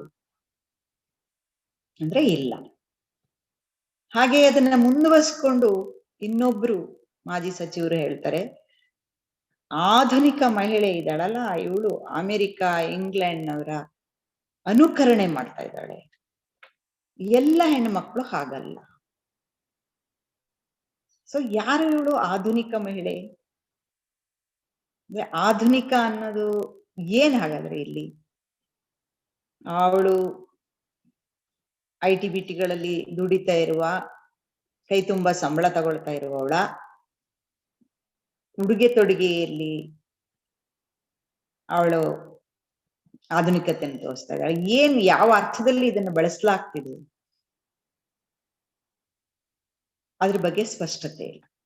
ಜಾನಕಿ ನಾಯರೇ ಅವ್ರಲ್ಲೇ ಇದ್ರಲ್ಲಿ ಹೇಳ್ತಾರೆ, CPR ಸಹಸ್ರಮಾನದ ಸಮೀಕ್ಷೆ ಪ್ರಕಾರ ಏನ್ ಇವ್ರು ಹೇಳಿದ್ರಲ್ಲ, ವಿವಾಹ ನಿರಾಕರಣೆ, ಮಕ್ಕಳ ನಿರಾಕರಣೆ, ಈ ಪ್ರವೃತ್ತಿಯಲ್ಲಿ ಲಿಂಗ ಭೇದ ಇಲ್ಲ. ಅಂದ್ರೆ ಈ ಪ್ರವೃತ್ತಿ ಕೇವಲ ಹೆಣ್ಣಿನಲ್ಲಿ ಇಲ್ಲ ಅಂತನೂ CPR ಸಮೀಕ್ಷೆ ಕುರಿತು ಅವರು ಹೇಳ್ತಾರೆ. ಆದ್ರೆ ಅದರ ಬಗ್ಗೆ ಇಲ್ಲಿ ಸ್ಪಷ್ಟ ಆಗೋದೇನಂದ್ರೆ, ಈ ಒಂದು ಪ್ರವೃತ್ತಿ ಶುರುವಾಗಿದೆ. ವಿವಾಹ ನಿರಾಕರಣೆ, ಮಕ್ಕಳನ್ನ ಹೆರುವುದರ ಬಗ್ಗೆ ಅಥವಾ ಮಕ್ಕಳು ಬೇಕೋ ಬೇಡುವ ಅಂತ ನಿರ್ಧಾರ ಮಾಡುವುದರ ಬಗ್ಗೆ ಒಂದು ಹಿಂಜರಿಕೆಯ ಪ್ರವೃತ್ತಿ ಆರಂಭ ಅಂತೂ ಆಗಿದೆ. ಹಾಗಾದ್ರೆ ಇದು ಯಾಕೆ ಹೀಗಾಗಿದೆ ಅಂತ ಮಾತ್ರ ಯಾರು ಯೋಚನೆ ಮಾಡ್ತಿಲ್ಲ. ಇಲ್ಲಿರೋದು ಸಮಸ್ಯೆ. ಯಾಕೆ ಹೀಗಾಗಿದೆ, ಇದು ಸರಿನಾ ತಪ್ಪೋ ಅನ್ನೋದನ್ನ ಬದಿಗಿಡೋಣ. ಇದು ಒಂದು ಆಯ್ಕೆಯ ವಿಷಯ ಆಗ್ತಾ ಇದೆ ಅಂದ್ರೆ ಅದು ಗಂಡಿಗಿರ್ಲಿ ಹೆಣ್ಣಿಗಿರ್ಲಿ, ಏನಕ್ಕೆ ಹೀಗಾಗ್ತಿದೆ? ಎಲ್ರು ಈ ಗಿಡ ಹಿಂಗ್ ಹೂ ಬಿಟ್ಟಿದೆ, ಇದ್ ಯಾಕೋ ಹೂ ಮಧ್ಯದಲ್ಲೇ ಉದುರೋಗ್ತಿದೆ, ಈಗ ನಾವು ಹೂವಿಗೆ ಇಂಜೆಕ್ಷನ್ ಕೊಡೋಣವಾ ಅಂತ ಯೋಚನೆ ಮಾಡ್ಕೊಂಡು ಕೂತಿದ್ದಾರೆ ಹೊರತು ಯಾಕೆ ಹೀಗೆ ಉದುರ್ತಿದೆ, ಅದರ ಬೇರಿನ ಏನಾದ್ರು ಸಮಸ್ಯೆ ಇದೆಯಾ ಅನ್ನೋದ್ರ ಕಡೆಗೆ ಲಕ್ಷ್ಯ ಇದೆ. ಅದಕ್ಕೆ ಭಯನೇ, ಬೇರೇನಾಗಿದೆ ನೋಡೋಣ ಅದ್ರ ಫಲ ಇದು ಅಂತ ನೋಡಿದ್ರೆ ಭಯವ. ಇಡೀ ಕುಟುಂಬ ಅನ್ನುವ ರಚನೆಯ ಒಳಗಡೆ ಬಿಕ್ಕಟ್ಟು ಇಲ್ಲದೆ ಹೋಗಿದ್ದಲ್ಲಿ ಈ ತಲೆಮಾರು ಈ ಆಯ್ಕೆಯ ಕಡೆಗೆ ಚಲಿಸುತ್ತಿತ್ತೆ ಅನ್ನುವ ಒಂದು ಅತ್ಯಂತ ಸಹಜವಾದ ಪ್ರಶ್ನೆ ಯಾರಿಗೂ ಯಾಕೆ ಬರ್ತಾ ಇಲ್ಲ ಈ ತರ ಮಾತಾಡೋರಿಗೆ. ಮತ್ತು ಇಲ್ಲಿ ಹೆಣ್ಣಿಗೆ ಮತ್ತೊಂದು ಎಜುಕೇಶನ್, ಹೆಣ್ಣಿಗೆ ನಿರಂತರ ಎಜುಕೇಶನ್. ನೀನು ಹೊರಗಡೆ ತಗೊಳ್ತಿರುವ ಎಜುಕೇಶನ್ ಸರಿ ಇಲ್ಲ, ನಿನ್ಗೆ ನೋಡಿ ಹಿಂಗೆ ವಾಪಸ್ ಬಾ, ನಿನ್ಗೆ ಅಲ್ಲಿ ಎಷ್ಟು ಸುಖವಾಗಿದ್ದೆ. ಒಂದು ವೇಳೆ ಆಕೆ ಸುಖವಾಗಿದ್ದೇ ಆಗಿದ್ದಲ್ಲಿ ಈ ಬದಲಾವಣೆಯ ಕಡೆಗೆ ಅವಳು ಹೊರಳುತ್ತಿದ್ಲ ಅನ್ನುವ ಪ್ರಶ್ನೆಯನ್ನು ಹಾಕಿಕೊಳ್ಳುವುದಕ್ಕೆ ಸಿದ್ಧವಿಲ್ಲದ ಈ ಮನಸ್ಥಿತಿ ಏನು ಹೇಳ್ತಾ ಇದೆ ಅಂದ್ರೆ, ಗಂಡು ಬದಲಾಗುವುದನ್ನು ಬಯಸುತ್ತಿಲ್ಲ ಅಥವಾ ಗಂಡಿನ ನಿರೂಪಣೆ ಬದಲಾಗುವುದನ್ನ ಈ ಒಂದು ಏನು ಇನ್ವರ್ಟೆಡ್ ಕಾಮದಲ್ಲಿ ಒಂದು ಸಮಾಜ ಬಯಸ್ತಿಲ್ಲ ಅಂತ. ಈ ಕಾದಂಬರಿ ಉದ್ದಕ್ಕೆ ಗಮನಕ್ಕೆ ಬರೋ ಒಂದು ಬಹಳ ಮಹತ್ವದ ಸಂಗತಿ ಅಂದ್ರೆ ಅದು ಬಿಟ್ಟಿ ಚಾಕರಿ. ಅಂದ್ರೆ ಹೆಣ್ಣು ಚಾಕರಿ ಮಾಡ್ಬೇಕು, ಅದು ಬಿಟ್ಟಿ ಚಾಕರಿನೇ ಯಾವತ್ತಿದ್ರು. ಈಗ ಪಾರ್ವತಿ ಎಷ್ಟು ದುಡಿತಾಳೆ ಮತ್ತು ಅವಳ ದುಡಿತದ ಬಗೆಗೆ ಅವಳ ಗಂಡ ಸದಾಶಿವಪ್ಪನಿಗೆ ಅರಿವಿದೆ, ಅದ್ರ ಬಗ್ಗೆ ಗೌರವ ಇದೆ ಆತನಿಗೆ. ಆದ್ರೆ ಸ್ವತಃ ಪಾರ್ವತಿಗೆ ಅದರ ಅರಿವಿಲ್ಲ. ನಾನೆಷ್ಟು ಮಾಡ್ತಾ ಇದ್ದೀನಿ ಒಂದು ಕುಟುಂಬಕ್ಕಾಗಿ ಅಂತ ಅವಳು ಎಕ್ಸೆಪ್ಟ್ ಮಾಡ್ಕೊಂಡ್ಬಿಟ್ಟಿದ್ದಾಳೆ. ನಾನ್ ಮಾಡ್ಬೇಕಾದ್ದು ನನ್ ಮನೆಗೆ ನಾನ್ ಮಾಡ್ಬೇಕಾದಷ್ಟೇ. ಅಂದ್ರೆ ಇದು ಸಮಾಜ ಬಯಸುವ ಮಾದರಿನೇ. ಹೀಗೆ ಇರ್ಬೇಕು, ಪಾರ್ವತಿ ತರನೇ ಇರ್ಬೇಕು. ಪಾರ್ವತಿ ನೋಡಿ ಎಷ್ಟು ದುಡಿದ್ಲು ಮನೆಗಾಗಿ, ಅವಳಿಂದಾಗಿ ಮನೆ ಹೆಂಗೆ ಮೇಲಕ್ಕೆ ಬಂತು. ಅವಳಿಲ್ದಿದ್ರೆ ಮನೆ ನಡೀತಿತ್ತ? ನಾವ್ ಎಷ್ಟು ಜನ ಕೇಳಿಲ್ಲ ಇಂಥ ಮಾತುಗಳನ್ನ ನಮ್ಮ ಅಮ್ಮಂದ್ರ ಕಾಲ ಬಗೆಗೋ ನಮ್ಮ ಸುತ್ತಮುತ್ತಲಿನ ಹೆಂಗಸರ ಬಗೆಗೋ. ಆದ್ರೆ ಆ ಅಮ್ಮಂದ್ರಾಗ್ಲಿ ಆ ಹೆಂಗಸರಾಗ್ಲಿ ಅದು ಸಹಜ ಅಂತ ತಿಳ್ಕೊಂಡು ತಕರಾರಿಲ್ಲದೆ ಅವರು ಮುಂದುವರಿತಿದ್ರಲ್ಲ, ಇದನ್ನೇ ಇವರು ಮಾದರಿಯಾಗಿ ತೋರ್ಸೋದಕ್ಕೆ, ಪುನಃ ಬಿಂಬಿಸುವುದಕ್ಕೆ ಪ್ರಯತ್ನಿಸ್ತಾ ಇರೋದು. ಇನ್ನು ಶಿವಲೀಲಾ, ಅಕ್ಕಮ್ಮ, ಶ್ರೀದೇವಿ ಇದಾರಲ್ಲ, ಇವರು ಸ್ವಪ್ರಜ್ಞೆಯ ಹೆಣ್ಣು ಮಕ್ಕಳು. ಶಿವಲೀಲಾಂಗೆ ಈ ಬಿಟ್ಟಿ ದುಡಿತದ ಹೊಸ ರೂಪ ಇದೆಯಲ್ಲ, ಅವಳ ದುಡಿತದ ಮೇಲೆ ಸಂಪೂರ್ಣ ಹಕ್ಕು ಸಾಧಿಸಿ ಅದು ಸಹಜ ಅನ್ನೋ ಹಾಗೆ ಮತ್ತು ನಿರ್ಭಾವುಕವಾಗಿ ವರ್ತಿಸುವ ಗಂಡನ ಕುರಿತು ಅವಳಿಗೀಗ ಅರಿವಿದೆ. ಈ ಅರಿವೇ ಪ್ರಶ್ನೆಯ ಮೂಲ ಆಗ್ತಾ ಇದೆ. ಅವಳಿಗೆ ಅದು ಅರಿವಿದ್ದು ಇದು ಸರಿ ಅಲ್ಲ, ತಪ್ಪು ಅಂತ ಅವಳಿಗೆ ಅನಿಸಿದ್ರಿಂದ ಅವಳು ಅದರಿಂದ ಹೊರಗೆ ಬರ್ತಾಳೆ. ಸೊ ಬದಲಾವಣೆ ಅನ್ನೋದು ಅಲ್ಲಿ ಆಗ್ಲಿಲ್ಲ, ಇಲ್ಲಿ ಆಗ್ತಾ ಇದೆ. ಆ ನೆಲದಲ್ಲಿ ಬದಲಾವಣೆ ಆಗಿಲ್ಲ, ಆದ್ರೆ ಈ ಫಲದಲ್ಲಿ, ಅಂದ್ರೆ ಆ ನೆಲ ಬಿಟ್ಟಿರೋ ಫಲದಲ್ಲಿ ಬದಲಾವಣೆ ಆಗ್ತಿದೆ. ಹಾಗಾಗಿ ಅವಳು ಅದನ್ನ ನಿರಾಕರಿಸ್ತಾ ಇದ್ದಾಳೆ. ಆದರೆ ಹಾಗೆ ನಿರಾಕರಿಸ್ತಾ ಇರುವಾಗ್ಲೂ ಕೂಡ ಅವಳಿಗೆ ಇರುವ ಸ್ಪಷ್ಟತೆಯಿಂದಾಗಿ ಅವಳಿಗೆ ದುಃಖ ಇಲ್ಲ ಅಂತಲ್ಲ, ಆದ್ರೆ ಅವಳಿಗಿರೋ ಸ್ಪಷ್ಟತೆ ಇದೆಯಲ್ಲ, ಅದು ಅವಳನ್ನು ಮುಂದೆ ಹೋಗಕ್ ಬಿಡತ್ತೆ. ಅಕ್ಕಮ್ಮನಿಗೆ ಹಳೇ ಸಾಮಾಜಿಕ ಮಾದರಿಯಲ್ಲಿ ಒಪ್ಪಿತವಾಗಿರುವ ಇನ್ನೊಂದು ಅಂಶ ಇದೆ ಗಂಡಿನ ಕುರಿತು. ಅದೇನು? ಗಂಡ್ಸು ಎಷ್ಟಾದ್ರೂ ಸಂಬಂಧ ಇಟ್ಕೊಳ್ತಾನೆ ಬಿಡು, ನೀನು ಅದ್ನೆಲ್ಲ ಕಂಡು ಕಾಣದಂತೆ ಇರ್ಬೇಕು ಅಂತ ಇನ್ನೊಂದು ಪಾಠ ಇದೆಯಲ್ಲ, ಹೆಣ್ಣಿಗೆ ಕೊಟ್ಟಿರೋ ಪಾಠ, ಅದನ್ನ ಅವಳು ಧಿಕ್ಕರಿಸ್ತಾ ಇದ್ದಾಳೆ. ಅಷ್ಟು ಮಾತ್ರ ಅಲ್ಲ, ಅವಳು ಇನ್ನೊಂದು ಹಂತ ಮುಂದಿದ್ದಾಳೆ. ಅವಳು ತನ್ನ ಮನ ಮೆಚ್ಚಿದವನೊಂದಿಗೆ ಒಡನಾಟದಲ್ಲಿ ಬದುಕ್ತಾ ಇದ್ದಾಳೆ. ಶ್ರೀದೇವಿ ಅವಳು ಈ ಏನು ಹೊಸ ಹೆಣ್ಣು ಏನಿದ್ದಾಳೆ, ಆ ಹೊಸ ಹೆಣ್ಣು ಮಾಡ್ತಾ ಇರುವ ಪ್ರಯೋಗದ ಮುಂದಿನ ಹಂತದಲ್ಲಿದ್ದಾಳೆ. ನಾನು ಇದನ್ನ ಪ್ರಯೋಗದ ಹಂತ ಅಂತಾನೆ ಕರಿತೀನಿ. ಶ್ರೀದೇವಿ ಸ್ವತಃ ಒಂದು ಪ್ರಯೋಗದಲ್ಲಿ ಒಂದು ಬಿಂಬವಾಗಿ ನಂಗೆ ಕಾಣಿಸ್ತಾರೆ. ಅವಳು ಸಮಾಜಕ್ಕೆ ಸೊಪ್ಪೆ ಹಾಕೋದಿಲ್ಲ. ಆದ್ರೂ ಇಲ್ಲಿ ನೋಡಿ, ಅರುಣ ಇದನ್ನಲ್ಲ, ಅವನು ಆರಂಭದಲ್ಲಿ ಅವನಿಗೇನ್ ತಕರಾರಿಲ್ಲ ಇವಳ ಈ ರೀತಿಯ ಒಂದು ಜೀವನ ಕ್ರಮ ಶೈಲಿ, ಅದಕ್ಕೆ ಅವನು ಒಪ್ಪಿಕೊಂಡಿದ್ದಾನೆ. ಆದ್ರೆ ನಿಧಾನಕ್ಕೆ ಎಲ್ಲಿಯ ತನಕ ಶ್ರೀದೇವಿ ಜೊತೆಗೆ ಒಡನಾಟದ ಬದುಕು ಅವನಿಗೆ ಸಂತೋಷ, ಖುಷಿ, ಅವನಿಚ್ಛೆ ಎಲ್ಲವನ್ನ ಪೂರೈಸಿತ್ತು, ಅಲ್ಲಿಯ ತನಕ ಮರ್ತೇ ಹೋಗಿತ್ತಲ್ಲ ಅವನಿಗೆ ನಾವು ಬದುಕುತ್ತಿರುವ ಕ್ರಮವೇ ಒಂದು ಭಿನ್ನ ಅನ್ನೋದು. ಅದು ನಿಧಾನ ಈಗ ಅವನಿಗೆ ನೆನಪಾಗಕ್ ಶುರು ಆಗುತ್ತೆ. ಮದುವೆ ಅನ್ನೋದೊಂದು ಹೆಂಡತಿ ಅನ್ನೋಳು ಅಂತ ಆದ ತಕ್ಷಣನೇ ಅವನಿಗೀಗ ಮರೆತು ಹೋಗಿರುವ ಸಾಮಾಜಿಕ ನೀತಿ ನಿಯಮಗಳೆಲ್ಲ ನೆನಪಾಗಕ್ ಶುರುವಾಗುತ್ತೆ. ಮರೆತು ಹೋಗಿದ್ದ ತಂದೆ ತಾಯಿಗಳ ನೆನಪಾಗ್ತಾರೆ, ಮರೆತು ಹೋದ ಸಮಾಜ ನೆನಪಾಗುತ್ತೆ. ಅಂದ್ರೆ ಏನು ಸ್ಥಾಪಿತ ಮೌಲ್ಯ ಏನಿದೆ ಅದರ ಸೆಳೆತಕ್ಕೆ ವಾಪಸ್ ಅವನು ಜಾಗ್ತಾ ಇದ್ದಾನೆ. ಇವನನ್ನ ಒಂದ್ ಹಂತದವರೆಗೆ ಇವನನ್ನ ನಾವು ಹೊಸ ಗಂಡು ಅಂತ ಹೇಳ್ಬಹುದೇ? ನಾವು ಹೊಸ ಹೆಣ್ಣಿನ ಬಗ್ಗೆ ಮಾತಾಡ್ತೀವಲ್ವಾ, ಹೊಸ ಹೆಣ್ಣಿದಾಳೆ ಸರಿ, ಒಂದು ಹೊಸ ಗಂಡು ಬೇಕಲ್ಲ ಈಗ. ಈ ಹೊಸ ಗಂಡು ಅಂದ್ರೆ ಎಚ್ಚೆತ್ತ ಸ್ವಪ್ರಜ್ಞೆಯ ಹೊಸ ಗಂಡು ಇನ್ನು ಹುಟ್ಟಿಲ್ಲ ಎನ್ನುವುದರ ಒಂದು ಸೂಚನೆ ಕಾಣ್ತಾ ಇದೆ. ನವ ಸಾಮಾಜಿಕತೆಯ ಬಾಹ್ಯ ಆಡಂಬರ, ತೋರಿಕೆಯ ಸಮಾನತೆ ಇತ್ಯಾದಿಗಳಲ್ಲಿ ಒಂದು ಜೊತೆಗೆ ನಿಂತು ಫೋರ್ಸ್ ಕೊಡ್ತಾ ಇದ್ರು. ಗಂಡು ಹೆಣ್ಣಿನ ಸಂಬಂಧದ ಒಂದು ಹೊಸ ವಿಸ್ತರಿತ ಸಮಾನ ಆಯಾಮ ಮತ್ತು ಸಮಾನ ಸಂತಸವನ್ನ ಇನ್ನೂ ಅರಿತಿಲ್ಲ. ನಾನು ಇದನ್ನ ಒತ್ತಿ ಹೇಳೋದಕ್ಕೆ ಇಷ್ಟಪಡ್ತೀನಿ. ನಾವು ಮಾತಾಡ್ತಾ ಇರೋದು ಗಂಡು ಮತ್ತು ಹೆಣ್ಣು ಇಬ್ಬರ ಸಂತಸದ ಬದುಕಿನ ಕುರಿತೆ. ಆ ಸಂತಸ ಏನಂತಾನೆ ಗೊತ್ತಿಲ್ಲ ಇನ್ನು. ತನ್ನ ಕೇಂದ್ರದ ಮೂಲಕ ಇನ್ನೊಬ್ಬರನ್ನ ನೋಡುವಾಗ ತಾನೂ ಸಂತಸವಾಗಿಲ್ಲದೆ ಇನ್ನೊಬ್ಬರ ಸಂತಸವನ್ನು ಹಾಳು ಮಾಡ್ತಾ ಇರುವಂತಹ ಒಂದು ರಚನೆಯಿಂದ ಹೊರಗೆ ಬರ್ಬೇಕಾಗಿದೆ. ಇದೇ ಕಾದಂಬರಿಯಲ್ಲಿ ಒಂದು ಬರುತ್ತೆ ಶರಣ ಮತ್ತೆ ಚಂದ್ರಕಲನ್ ಬಗ್ಗೆ. ಎಷ್ಟು ಮುಗ್ಧವಾಗಿದ್ದಾನ ಅವನು ಅಂತ. ಚಂದ್ರಕಲಾ ಎಷ್ಟು ಮುಗ್ಧವಾಗಿದ್ದಾಳ ಅವಳು ಅಂತ. ಆಗ ಅಲ್ಲೇ ಒಂದು ಮಾತು ಬರುತ್ತೆ, ಅವಳು ಮಾತ್ರ ಅಲ್ಲ ಶರಣ ಕೂಡ ಮುಗ್ಧವಾಗಿದೆ. ಇಬ್ಬರ ಮುಗ್ಧತೆಯು ಇರೋದ್ರಿಂದ ಅಲ್ಲಿ ಇರುವ ಸಂಬಂಧದ ಮಜಲು ಬೇರೆ.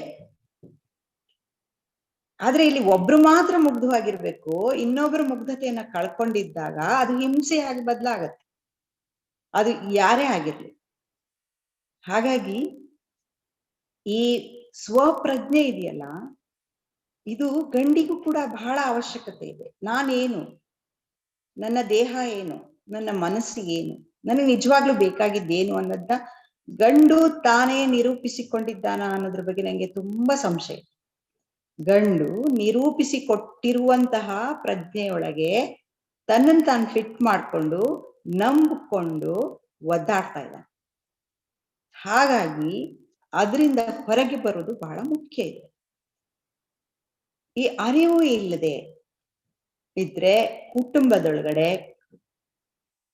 ಸಮ ಸಂಬಂಧ ಇರಕ್ ಸಾಧ್ಯನೇ ಇಲ್ಲ. ಅದು ಅಸಮ ಸಂಬಂಧಗಳೇ, ಅದು ಕುದಿನೇ. ಕುಟುಂಬ ಅನ್ನೋದೊಂದು ಕುದಿ. ಅಂದ್ರೆ ವ್ಯಕ್ತಿಗಳು ಸಮುದಾಯಗಳಾಗಿ ಆಗ್ಬೇಕು ಅಂತ ಬಯಸಿದ್ರೂ ಕೂಡ ಸಮುದಾಯಗಳಾಗಕ್ಕಾಗದೆ ದ್ವೀಪಗಳಾಗಬೇಕಾದ ದುರಂತ ತಪ್ಪೋದಿಲ್ಲ. ಈ ಗೌರಿ ನೋಪಿ ಇದೆಯಲ್ಲ, ಇದು ಒಂದು ಸಾಮೂಹಿಕ ಆಚರಣೆ. ಈ ಆಚರಣೆಯೂ ಕೂಡ ನನಗನ್ಸುತ್ತೆ ಮನುಷ್ಯರ ನಡುವಿನ ಬಂಧಗಳನ್ನ ಬೆಸೀತಾ ಇದೆಯಾ ಅಥವಾ ಕೇವಲ ತೋರಿಕೆಯ ವೈಭವವಾಗಿ ಕಾಣ್ತಾ ಇದೆಯಾ? ಯಾಕೆ ಈ ಆಚರಣೆಗಳನ್ನ ಮಾಡ್ಕೊಂಡು ಬರ್ತಾ ಇದ್ದೀವಿ ಅನ್ನೋದ್ರ ಒಂದು ಎಚ್ಚರಿಕೆ ಕೂಡ ನಮಗೆ ನಮ್ಮ ಎಷ್ಟೋ ಆಚರಣೆಗಳಲ್ಲಿ ಮುಂದುವರ್ಸ್ಕೊಂಡು ಬರ್ತಿದ್ವಿ. ಅದನ್ನ ಒಂದು ಸಂಭ್ರಮವಾಗಿ ವೈಭವವಾಗಿ ಬಿಂಬಿಸ್ತಾ, ನೋಡಿ ನಮ್ಮ ಸಂಪ್ರದಾಯ, ನಾವು ಸಾಂಪ್ರದಾಯಿಕ ಇದ್ರೊಳಗೆ ಕನೆಕ್ಟೆಡ್ ಮುಂದುವರಿಸ್ತಾ ಇದೀವಿ ಅನ್ನುವ ಹುಸಿತನದೊಳಗಡೆ ಬದುಕುತ್ತಾ ಒಂದು ರೀತಿಯ ಒಂದು ಯಾಂತ್ರಿಕವಾದ ಆತ್ಮವಿಲ್ಲದ ಚಹರೆ ಆಗುವ ಸ್ಥಿತಿ ಇದೆಯಲ್ಲ, ಆ ಸ್ಥಿತಿಯಿಂದ ಹೊರಗೆ ಬರಲೇಬೇಕಾಗಿದೆ. ಇವತ್ತಿನ ನಮ್ಮ ಸುತ್ತಲಿನ ಬದುಕೆಲ್ಲವೂ ಇಂತಹ ಒಂದು ಸ್ಥಿತಿಯೊಳಗೆ ಇದೆ. ಹಾಗಾಗಿ ಇಲ್ಲಿ ಹುಸಿ ಅಥವಾ ತೋರಿಕೆಯ ಮಾತು, ತೋರಿಕೆಯ ಬದುಕು, ತೋರಿಕೆಯ ನಡೆ, ತೋರಿಕೆಯ ನುಡಿ ಯೊಳಗೆ ಏನಾಗ್ತಾ ಇದ್ದೀವಿ? ಇಡೀ ಭೂಮಿಯನ್ನ ಹೇಗೆ ಹಾಳು ಮಾಡ್ತಾ ಇದ್ದೀವೋ ಆ ಭೂಮಿಯಲ್ಲಿರುವ ಈ ಮನುಷ್ಯರು ಅನ್ನುವ ಚೈತನ್ಯಗಳನ್ನು ಕೂಡ ನಾವು ಹಾಗೆ ಹಾಳು ಮಾಡ್ಕೊಳ್ತಾ ಇದ್ದೀವಿ. ಈ ಅರಿವು ಬಂದಿತೆ ಗೊತ್ತಿಲ್ಲ, ಆದ್ರೆ ಬರಬಹುದೇನು. ಈ ಕಾದಂಬರಿಯ ಈ ಗೌರಿಯರು ಆ ಹೆಜ್ಜೆ ಇಟ್ಟಿದ್ದಾರೆ. ಈ ಗೌರಿಯರನ್ನ ಓದ್ಬೇಕಂದ್ರೂ ಅಥವಾ ಈ ಗೌರಿಯರ ಹೆಜ್ಜೆಯನ್ನ ಸರಿಯಾದ ರೀತಿಯಲ್ಲಿ ಅರ್ಥ ಮಾಡ್ಕೋಬೇಕು ಅಂತಂದ್ರು ನೋಡುವ ಕಣ್ಣುಗಳು ಬದಲಾಗಲೇಬೇಕು. ಇಲ್ಲದೆ ಹೋದ್ರೆ ನಾವೆಲ್ಲ ದಶಕಗಳಿಂದ ಎದುರಿಸ್ತಾ ಇರುವ ಟೀಕೆಗಳೇ ಇದಕ್ಕೂ ಬರಬಹುದು. ಏನ್ ಹೇಳ್ತಾ ಇದ್ದಾರೆ ಇವರು? ಏನ್ ವಿಚ್ಛೇದನ ಮಾಡದ ಅದೇ ಒಂದು ದೊಡ್ಡ ವಿಷಯನ? ಮದುವೆ ಇಲ್ಲದೆ ಅವನೊಟ್ಟಿಗೆ ಇರೋದು ದೊಡ್ಡ ವಿಷಯನ? ಅವಳೇನ್ ಶ್ರೀದೇವಿ ಹಂಗ ಆಡ್ತಾಳ? ಅವಳು ಏನ್ ಇವಳಿರೋಲಿಗೆ ಇವ್ನ್ ಬರ್ಬೇಕಂತೆ, ಇವಳು ಬೇಡ ಅಂದಾಗ ಹೋಗ್ಬೇಕಂತೆ, ಇದನ್ನ ಹೇಳ್ತಾ ಇದೀಯಾ ಅನ್ನೋ ಒಂದು ತೆಳುವಾದ ಸರಳವಾದ ಒಂದು ಹೇಳಿಕೆಯಾಗಿ ಕಾಣಿಸ್ಬಹುದು. ಆದ್ರೆ ಕಾದಂಬರಿ ಹೇಳ್ತಾ ಇರೋದು ಅಥವಾ ಗೌರಿಯರು ಹೇಳ್ತಿರೋದು ಕೂಡ, ಅವರ ಹುಡುಕಾಟವು ಕೂಡ ಅದಲ್ಲ. ಅವರು ಈ ಸ್ಥಿತಿಗಳು ಬೇಕಾಗಿಲ್ಲ ಅಂತ ಹೇಳ್ತಾ ಇರೋದು. ವಿಚ್ಛೇದನಕ್ಕಾಗಿ ಅಲ್ಲ ಮದುವೆ ಆಗ್ತಾ ಇರೋದು. ಮದುವೆ ಇಲ್ಲದೆ ಇದ್ದಾಗ ಒಡನಾಡುವ ಆ ಒಂದು ಏನು ಆ ಸ್ನೇಹ, ಆ ಬಾಂಧವ್ಯ, ಆ ಪರಸ್ಪರತೆ, ಆ ಸಮಾನತೆ, ಗೌರವ, ಇದು ಮದುವೆಯ ನಂತರವೂ ಯಾಕೆ ಮುಂದುವರಿಯುತ್ತಿಲ್ಲ? ಅಥವಾ ಮದುವೆಯ ನಂತರವೂ ಹೆಣ್ಣು ಇದನ್ನ ಬಯಸಿದಲ್ಲಿ ಅದು ಸಣ್ಣ ವಿಷಯನ? ಅದು ತುಂಬಾ ಗಹನವಾದ ವಿಷಯ ಅಲ್ವಾ? ಗಮನ ಕೊಡಬೇಕಾದ ವಿಷಯ ಅಲ್ವಾ? ಈ ಸೂಕ್ಷ್ಮಗಳನ್ನ ನಾವು ಯಾವಾಗ ಪಡ್ಕೋಬೇಕು ಅನ್ನುವ ಒಂದು ಹೆಜ್ಜೆ ಈ ಕಾದಂಬರಿಯಲ್ಲಿ ಇದೆ. ಅಂಬರೀಷ್ ಅವರು ಈ ಹೆಜ್ಜೆಯನ್ನ ಈ ಕಾದಂಬರಿ ಮೂಲಕ ಇಟ್ಟಿದ್ದಾರೆ. ಗೊತ್ತಿಲ್ಲ, ಇದನ್ನೇ ಹೆಣ್ಣು ಮಕ್ಕಳು ಬರೆದ್ರೆ ಹೇಗಿರುತ್ತೋ ನಮ್ಗೆ ಗೊತ್ತಿಲ್ಲ. ಆದ್ರೆ ಅಂಬರೀಷ್ ಈ ರೀತಿ ಧ್ಯಾನಿಸಿ ಈ ಸಾಧ್ಯತೆಯನ್ನ ಮೊದಲ ಬಾರಿಗೆ ಒಂದು ಕಾದಂಬರಿಯ ರೂಪದಲ್ಲಿ ಕನ್ನಡದಲ್ಲಿ ಇದನ್ನ ಇಟ್ಟಿದ್ದಾರೆ. ಯಾಕಂದ್ರೆ ನಮ್ಗೆ ದೇಸಾಯಿ ಅವರು, ಲಂಕೇಶ್ ಅವರು ಆಗ ಒಂದು ಶಿಫ್ಟ್ ನ ಮಾಡಿದ್ದಾರೆ ಹೆಣ್ಣು ಮಕ್ಕಳ ನಿರೂಪಣೆಯಲ್ಲಿ ಅವರ ಕಾದಂಬರಿಗಳಲ್ಲಿ. ಈಗ ಅಂಬರೀಷ್ ಅವರು ಆ ಒಂದು ಶಿಫ್ಟ್ ಅನ್ನ ಇಡ್ತಾ ಇದ್ದಾರೆ. ಮುಂದೆ ವೀಣಾ ಶಾಂತೇಶ್ವರ ಮತ್ತೆ ನಮ್ಮ ಮಹಿಳೆಯರು ಅದರ ವಿಸ್ತರಿತ ರೂಪಗಳನ್ನೆಲ್ಲ ಕೊಟ್ಟಿದ್ದಾರೆ. ಹಾಗೆ ಅಂಬರೀಷ್ಗೆ ನಾನು ಅದಕ್ಕಾಗಿ ನಿಜವಾಗ್ಲೂ ಅಭಿನಂದಿಸ್ತೀನಿ. ಯಾಕಂದ್ರೆ ಸ್ವಪ್ರಜ್ಞೆಯ ಹೆಣ್ಣು ಹೇಗೋ ಸ್ವಪ್ರಜ್ಞೆಯ ಗಂಡು ಕೂಡ ಅಷ್ಟೇ ಮುಖ್ಯವಾಗಿರೋದು ನಮ್ಮೆಲ್ಲರ ಅವಶ್ಯಕತೆ ಕೂಡ ಆಗಿರೋದು. ಇಷ್ಟು ಹೇಳಿ ನಾನು ನನ್ನ ಮಾತುಗಳನ್ನ ಮುಗಿಸ್ತೀನಿ.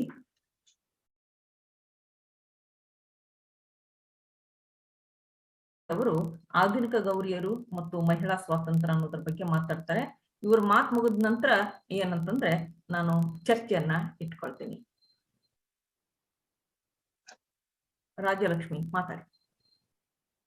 ಓಕೆ, ನಮಸ್ತೆ.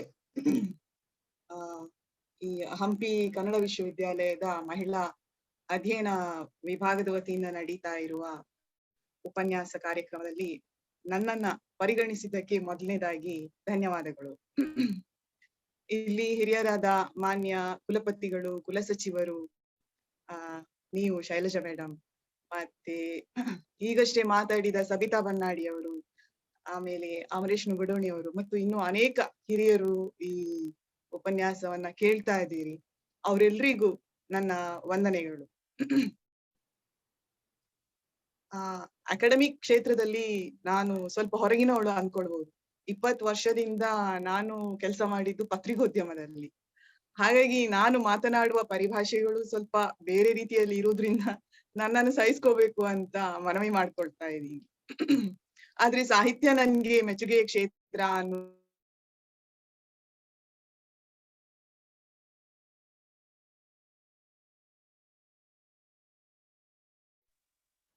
ಆಡಿಯೋ ಕೇಳಿಸ್ತಾ ಇಲ್ಲ.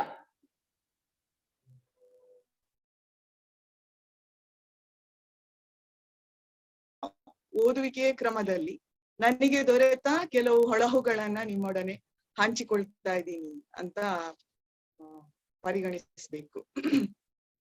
ತಜ್ಞರು ಮತ್ತು ಸಾಧಕರೇ ಎಲ್ಲ ಸುತ್ತಮುತ್ತ ಇರುವಾಗ ನಾನಿಲ್ಲಿ ಕುತ್ಕೊಂಡು ಮಾತಾಡ್ತಾ ಇದ್ದೀನಿ ಅಂದ ಮೇಲೆ ಒಂದು ಕ್ಷಮೆಯ ಅಫಿಡವಿತ್ತನ್ನ ನಿಮ್ ಮುಂದೆ ಸಲ್ಲಿಸ್ತಾ ಇದ್ದೀನಿ. ಅದಿರ್ಲಿ. ಮಂಗಳೂರಿನೊಳಾದ ನಾನು ಈ ಉತ್ತರ ಕರ್ನಾಟಕದ ಹೊಸ ಭಾಷೆಯ ಅಥವಾ ನನಗೆ ಅಪರೂಪ ಸ್ವಲ್ಪ ಕೇಳಲಿಕ್ಕೆ ಎಲ್ಲ ಆ ಕಾದಂಬರಿಯನ್ನ ನಾನು ಬಹಳ ಆಸ್ವಾದಿಸ್ಕೊಂಡು ಓದಿದ್ದೇನೆ. ಆ ಆಸ್ವಾದನೆಯ ಸಂದರ್ಭದಲ್ಲಿ ಮಹಿಳಾವಾದ ವಿಚಾರ, ಸ್ವಾತಂತ್ರ್ಯ ಇವೆಲ್ಲ ತಲೆಯಲ್ಲಿ ಹಾದು ಹೋಗಿರ್ತವೆ. ಶೈಲಜಾ ಇವರು ಸಬಿತಾ ಬನ್ನಾಡಿ ಅವರು ಅದನ್ನ ವಿವರವಾಗಿ ಹೇಳಿದ್ರು. ಅದನ್ನ ಬಿಟ್ಟು ಈಗ ನಾನೇನ್ ಹೇಳ್ಬೋದು ಅಂತ ಯೋಚನೆ ಮಾಡ್ತಾ ಇದ್ದೇನೆ. ಆದ್ರೂ ನಾನು ಮಾಡಿಕೊಂಡ ಕೆಲವು ನೋಟ್ಸ್ ಗಳನ್ನ ಆಧರಿಸಿ ನಿಮ್ಮೊಡನೆ ಕೆಲವು ವಿಚಾರಗಳನ್ನ ಹಂಚಿಕೊಳ್ಳುವುದಾದ್ರೆ, ಸಮಾಜದ ಪ್ರತಿಯೊಬ್ಬರಲ್ಲೂ ಕೂಡ ಒಂದು ಆಶಯ ಇರ್ತದೆ, ಒಳ್ಳೇದಾಗ್ಬೇಕು, ಒಳಿತಾಗ್ಲಿ, ಚೆನ್ನಾಗಿ ಬಾಳ್ವೆ ಮಾಡುವ ಪರಿಸ್ಥಿತಿ ಸೃಷ್ಟಿಯಾಗ್ಲಿ ಅಂತ. ಉದಾಹರಣೆಗೆ ಹೆಣ್ಮಕ್ಳಿಗೆ ಅನೇಕ ಕಟ್ಟಳೆಗಳನ್ನ ವಿಧಿಸಬಾರ್ದು ಅಂತ ಇತ್ತೀಚೆಗೆ ಸಾಧಾರಣ ಎಲ್ರು ಯೋಚನೆ ಮಾಡ್ತಾ ಇರ್ತಾರೆ. ಹೆಣ್ಮಕ್ಳು ರಾತ್ರಿ ಬರ್ತೀನಿ ಅಂದ್ರೆ ದಬಾಯಿಸಬಾರ್ದು ಅಷ್ಟೆಲ್ಲ, ಕಾಲ್ ಸರಿಟ್ಕೋ, ಜಡೆ ಹಿಂದಕ್ಕೋ, ಕೂಲಿ ಜೋಕುಗಳನ್ನೆಲ್ಲ ಕೇಳಿ ಅರ್ಥ ಆದ್ರೂ ಕೂಡ ನಗಬೇಡ ಅಂತೆಲ್ಲ ಮುಂಚೆ ಹೇಳ್ತಾ ಇದ್ದ ಮಾತುಗಳು ಈಗ ಅಷ್ಟೊಂದಿಲ್ಲ, ಇರ್ಬೋದು ಕೂಡ, ಆದ್ರೆ ಕಡಿಮೆ ಆಗ್ತಾ ಇದೆ ಅಂತ. ಹೀಗೆಲ್ಲ ಸಂಪ್ರದಾಯಗಳನ್ನ ಅವರ ಮೇಲೆ ಹೇರದೆ ಅವರು ಕೂಡ ಗಂಡ್ಮಕ್ಳ ಹಾಗೆ ಸಹಜವಾಗಿ ಬೆಳೆಯುವಂತ ವಾತಾವರಣ ರೂಪಿಸ್ಬೇಕು ಎನ್ನುವ ಆಶಯ ಇದ್ದೇ ಇದೆ. ಹೆಣ್ಣು ಮಕ್ಕಳಿಗೆ ಸಂಬಂಧಪಟ್ಟ ಹಾಗೆ ಮಾತ್ರ ಅಲ್ಲ, ಸಮಾಜದ ಎಲ್ಲ ವಿಚಾರಗಳಲ್ಲಿ ಕೂಡ ಈ ತರ ಒಂದು ಆದರ್ಶ ಆಶಯ ನಮ್ಮ ನಡುವೆ ಇರುತ್ತದೆ. ಈ ಆದರ್ಶಗಳು ಜಾರಿಯಾಗಲಿ ಎಂಬ ನಿಟ್ಟಿನಲ್ಲಿ ನಾವು ದಿನನಿತ್ಯದ ವರ್ತನೆ ವ್ಯವಹಾರಗಳನ್ನ ರೂಪಿಸ್ಕೊಂಡಿರ್ತೇವೆ. ಅಂದ್ರೆ ಈಗ ಮಹಿಳೆಯರಿಗೆ ಸಂಬಂಧಪಟ್ಟಾಗಿ, ಹೆಣ್ಮಕ್ಳಿಗೆ ಸಂಬಂಧಪಟ್ಟಾಗಿ ಹೇಳುದಾದ್ರೆ, ನಮ್ಮ ಮನೆಯಲ್ಲಿ ಮಗಳಿದ್ರೆ ಅವಳಿಗೆ ಅಷ್ಟೆಲ್ಲ ಕಟ್ಟಳೆಗಳನ್ನು ಹೇರದೇ ಇರುವುದು, ಇತರ ಹೆಣ್ಮಕ್ಳಿಗೆ ಕೆಡುಕು ನುಡಿಯದೇ ಇರುವುದು, ಬದುಕಿನಲ್ಲಿ ಹೀಗೆ ನಮ್ಮನ್ನು ನಾವು ಆದಷ್ಟು ತಿದ್ದಿಕೊಳ್ಳುತ್ತಾ ಹೋಗುದು. ಆದ್ರೆ ಈ ತಿದ್ದುಕೊಳ್ಳುವಿಕೆ ಮತ್ತು ಉದಾರತೆಯನ್ನ ಪ್ರಸ್ತುತ ಎಷ್ಟರವರೆಗೆ ವಿಸ್ತರಿಸಬಹುದು ಅಂದ್ರೆ, ಮಗಳನ್ನ ರಾತ್ರಿ ಹೊರಗೆ ಎಷ್ಟು ಹೊತ್ತಿನವರೆಗೆ ಕಳಿಸ್ಬಹುದು, ಈಗ ಅದಕ್ಕೆ ತಕ್ಕ ಪರಿಸ್ಥಿತಿ ಸೃಷ್ಟಿಯಾಗಿದ್ಯಾ, ಪರವಾಗಿಲ್ಲ 12 ಮೇಲೂ ಬಾ ಅಂತ ಹೇಳುವಷ್ಟು ಧೈರ್ಯ ಬರ್ತಾ ಇದೆಯಾ ಅನ್ನೋದೆಲ್ಲ ಪ್ರಶ್ನೆ. ಈ ವಾಸ್ತವದ ಸಂಗತಿ ಮತ್ತು ನಾವು ಅಂದುಕೊಂಡಿರುವ ಆದರ್ಶ ಎರಡರ ನಡುವೆ ಬಹಳ ತೆಳುವಾದ ಗೆರೆ ಇದೆ. ಎಷ್ಟರ ಮಟ್ಟಿಗೆ ಅವಳಿಗೆ ಎಚ್ಚರವನ್ನ ಹೇಳ್ಬೇಕು, ಅದನ್ನ ಸ್ವೀಕರಿಸುವ ಅವಳ ಸಾಮರ್ಥ್ಯ ಏನು, ಲೋಕ ಎಷ್ಟರ ಮಟ್ಟಿಗೆ ಮುಕ್ತವಾಗಿ ಅವಳ ಬದುಕಿಗೆ ಪೂರಕವಾಗಿ ತೆರೆದುಕೊಂಡಿದೆ ಎಂಬೆಲ್ಲ ಅಂಶಗಳು ನಮ್ಮ ಮನಸ್ಸಲ್ಲಿ ಹಾದು ಹೋಗ್ತಾನೆ ಇರ್ತವೆ. ಈ ವಿವೇಕದ ಗೆರೆಯನ್ನ ಗುರುತಿಸುವುದಕ್ಕೆ ಗೌರಿಯರು ಕಾದಂಬರಿ ಪ್ರಯತ್ನ ಮಾಡಿದೆ ಅಂತ ನನ್ಗೆ ಅನ್ಸುದು. ಈ ನಿಟ್ಟಿನಲ್ಲಿ ಕಾದಂಬರಿಯ ಓದುವಿಕೆ ನನ್ಗೆ ಕೊಟ್ಟ ಕೆಲವು ಹೊಳಹುಗಳನ್ನ ನಿಮ್ಮೊಡನೆ ಹಂಚಿಕೊಳ್ಳಲಿಕ್ಕೆ ನಾನು ಬಯಸ್ತೀನಿ. ಅದೊಂದು ಪಾರ್ಟ್ ಆದ್ರೆ, ಎರಡನೇದಾಗಿ ನಮ್ಮ ಕರಾವಳಿಯಲ್ಲಿ ಹಿಂದೆ ಅಪಾರ ಪ್ರಮಾಣದಲ್ಲಿ ಭತ್ತ ಬೆಳೀತಾ ಇತ್ತು. ನಮ್ಮ ಅಮ್ಮನ ಕಾಲದಲ್ಲಿ, ಅಂದ್ರೆ ಸುಮಾರು ಒಂದು 6 ದಶಕಗಳ ಹಿಂದೆ ಅಂತ ಇಟ್ಕೊಳ್ಳುವ, ಭತ್ತ ಸ್ವಲ್ಪ ದುಬಾರಿ ಆಗಿತ್ತು, ಅಥವಾ ನಮ್ಮ ಅಮ್ಮಂದಿರು ಚಿಕ್ಕವರಿದ್ದಾಗ ಅಂತ ಇಟ್ಕೊಳ್ಳುವ, ಭತ್ತ ಅನ್ನೋದು ದುಬಾರಿ ಆಗಿತ್ತು.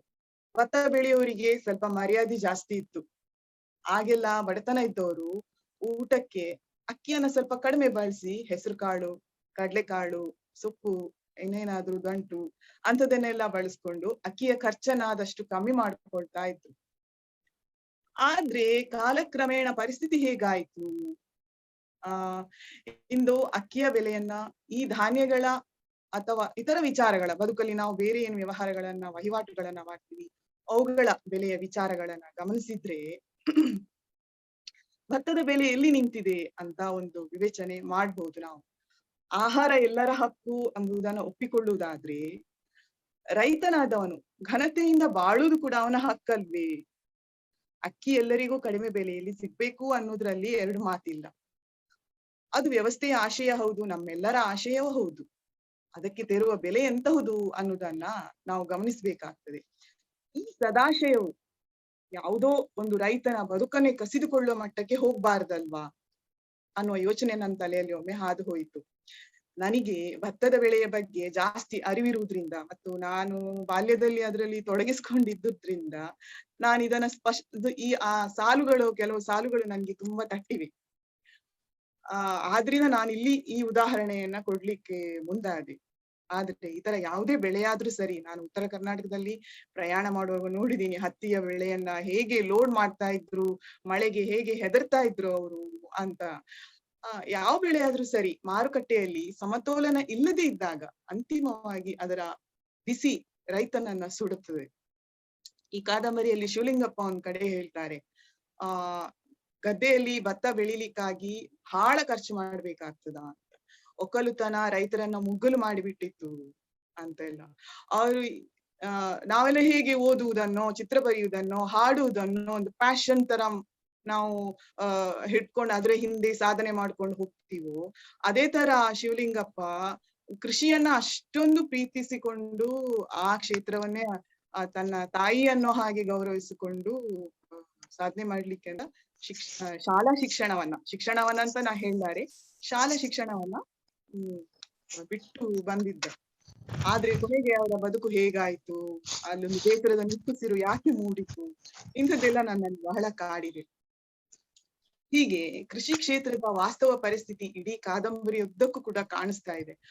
ಅದು ರೈತರ ಬದುಕನ್ನ ಹೈರಾಣ ಮಾಡುವ ರೀತಿ ನೀತಿಗಳು ಇಂದಿನ ನಾವು ಇವತ್ತು ಬದುಕುವ ಪರಿಸ್ಥಿತಿಗೆ ಒಂದು ರೀತಿ ಕನ್ನಡಿಯ ಹಾಗೆ ಕಾಣ್ತಾ ಇದೆ. ಆರಂಭದಲ್ಲಿ ಶಿವಲಿಂಗಪ್ಪನ ಪಾತ್ರ ಅದರ ಚಿತ್ರಣದಲ್ಲಿ ಅದು ಸ್ವಲ್ಪ ಢಾಳಾಗಿ ಕಾಣಿಸ್ಕೊಂಡಿರ್ಬೋದು, ವಿವರಗಳು, ಮಾತುಕತೆಗಳು, ಸಂಭಾಷಣೆಗಳು ಎಲ್ಲ ವಿವರವಾಗಿ ಕಾಣಿಸ್ಕೊಂಡಿರ್ಬೋದು. ಅಂತ್ಯದಲ್ಲಿ ಕೃಷಿ ಕ್ಷೇತ್ರದ ಪಲ್ಲಟಗಳು ಬದುಕಿನ ಮೇಲೆ ಉಂಟು ಮಾಡುವ ಪರಿಣಾಮಗಳನ್ನು ಕಾದಂಬರಿ ಪರೋಕ್ಷವಾಗಿ ಚಿತ್ರಿಸ್ತಾ ಇದೆ. ಸವಿತಾ ಮೇಡಮ್ ಅದನ್ನ ವಿವರವಾಗಿ ಹೇಳಿದ್ರು ಅನ್ಕೊಳ್ತೀನಿ. ಹೇಳಿದ್ರು ಶಿವಲಿಂಗಪ್ಪ ಮತ್ತು ಸದಾಶಿವಪ್ಪನ ಮಕ್ಕಳು ಆರಿಸಿಕೊಂಡ ಬದುಕಿನ ಶೈಲಿಗೆ ಈ ಕೃಷಿ ಕ್ಷೇತ್ರದಲ್ಲಿ ಆಗಿರುವ ಪಲ್ಲಟಗಳು ಒಂದರ್ಥದಲ್ಲಿ ಕಾರಣ ಹೌದಲ್ವಾ. ಹಾಗಾಗಿ ಅದು ಕೃಷಿ ಕ್ಷೇತ್ರದ ವಿಫಲತೆಯಿಂದ ಮುಂದಕ್ಕೆ ತೆರೆದುಕೊಂಡ ಒಂದು ಸಾಧ್ಯತೆ ಅಂತ ಸಹ ನನ್ಗೆ ಅನ್ಸಿದೆ. ಯಾಕೆಂದ್ರೆ ಅದು ಆ ತರದಲ್ಲಿ ನನ್ನ ತಲೆಮಾರಿನ ಅನೇಕರು ಆ ತರದ ಕೃಷಿ ಏನು ಗಿಟ್ಟಲ್ಲ, ಬೇರೆ ದಾರಿ ಹಿಡಿಯೋಣ ಅಂತ ಹೋಗಿದ್ದುಂಟು.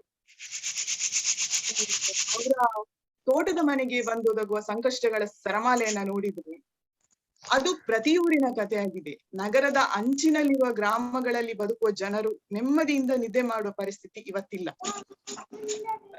ರಿಯಲ್ ಎಸ್ಟೇಟ್ ಉದ್ಯಮದಿಂದ ಅವರಿಗೆ ಧಮಕಿ ಬರಬಹುದು. ಅಷ್ಟೇ ಅಲ್ಲ, ನಾನು ಗಮನಿಸಿದ ಪ್ರಕಾರ ನಗರದ ಅಂಚಿನಲ್ಲಿರುವ ಒಂದು ಇಂಡಿಪೆಂಡೆಂಟ್ ಮನೆ ರಾತ್ರಿ ಬಂದು ಒಂದು ಲೋಡ್ ಕಸ ಸುರಿದು ಹೋಗ್ತಾರೆ. ಯಾರತ್ರ ಮಾತಾಡುದು, ಹೇಗೆ ಮಾತಾಡುದು, ಜೀವನ ಹೇಗೆ ಮಾಡುದು ಅನ್ನೋದು ಇದ್ರ ಬಗ್ಗೆ ಜಾಸ್ತಿ ಚರ್ಚೆ ಮಾಡ್ಲಿಕ್ಕೆ ಅವಕಾಶಗಳೇ ಇವತ್ತು ಇಲ್ಲ ಅಂತ ಅನ್ನಿಸುವಷ್ಟರ ಮಟ್ಟಿಗೆ ಹೋಗಿದೆ. ಅಂತ ಸಂದರ್ಭಗಳನ್ನ ಕಾದಂಬರಿ 2ನೇ ಭಾಗದಲ್ಲಿ ನಿಜವಾಗಿ ನೀಡಲಾಗಿದೆ. ಅಂದ್ರೆ ಒಂದು ಕಾದಂಬರಿಯನ್ನ ಓದ್ತಾ ಹೋದಾಗೆ ಓ ಹೌದಲ್ಲ, ಇದು ನನ್ನ ಬದುಕಿಗೆ ಎಷ್ಟೊಂದು ಸಮೀಪವಾಗಿದೆ ಅಂತ ಅನಿಸುವುದೇ ಆ ಕಾದಂಬರಿಯ ಯಶಸ್ಸಿನ ಲಕ್ಷಣಗಳಲ್ಲಿ ಒಂದು.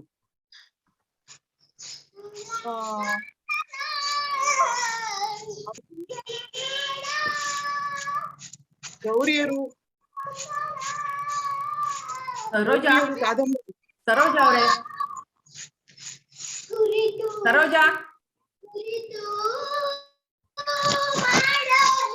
ಸರೋಜಾ ಬಂದ್ ಇದನ್ನ ಮಾಡಿ ಮ್ಯೂಟ್ ಮಾಡು, ಮ್ಯೂಟ್ ಮಾಡಿ, ಎಲ್ಲ ಮ್ಯೂಟ್ ಮಾಡಿ, ಮ್ಯೂಟ್ ಮಾಡಿ, ಎಲ್ಲ ಮ್ಯೂಟ್ ಮಾಡಿ. ಪುಟಾಣಿ ಪಾಪ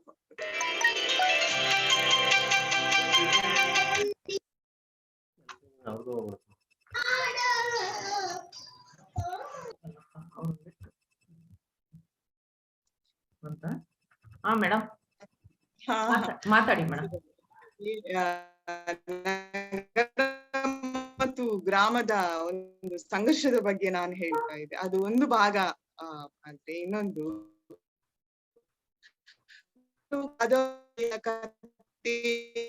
ಕೇವಲ ಶಿವಲೀಲಾ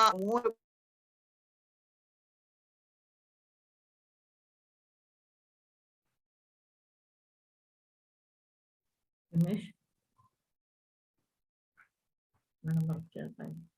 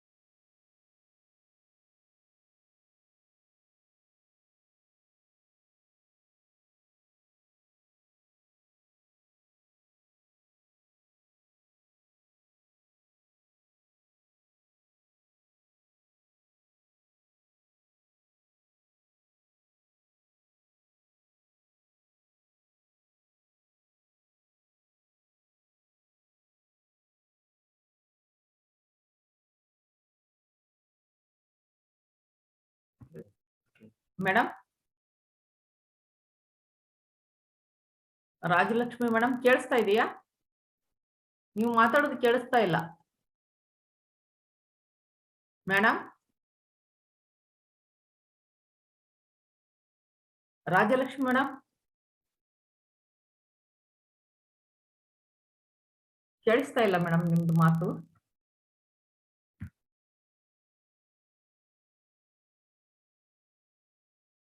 ಮಣ್ಣು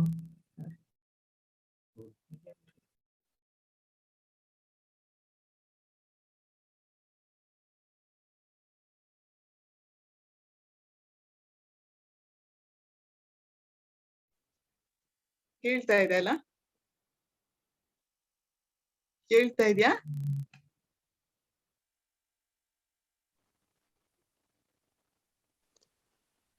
ಕೇಳ್ತಾ ಇದೆಯಾ?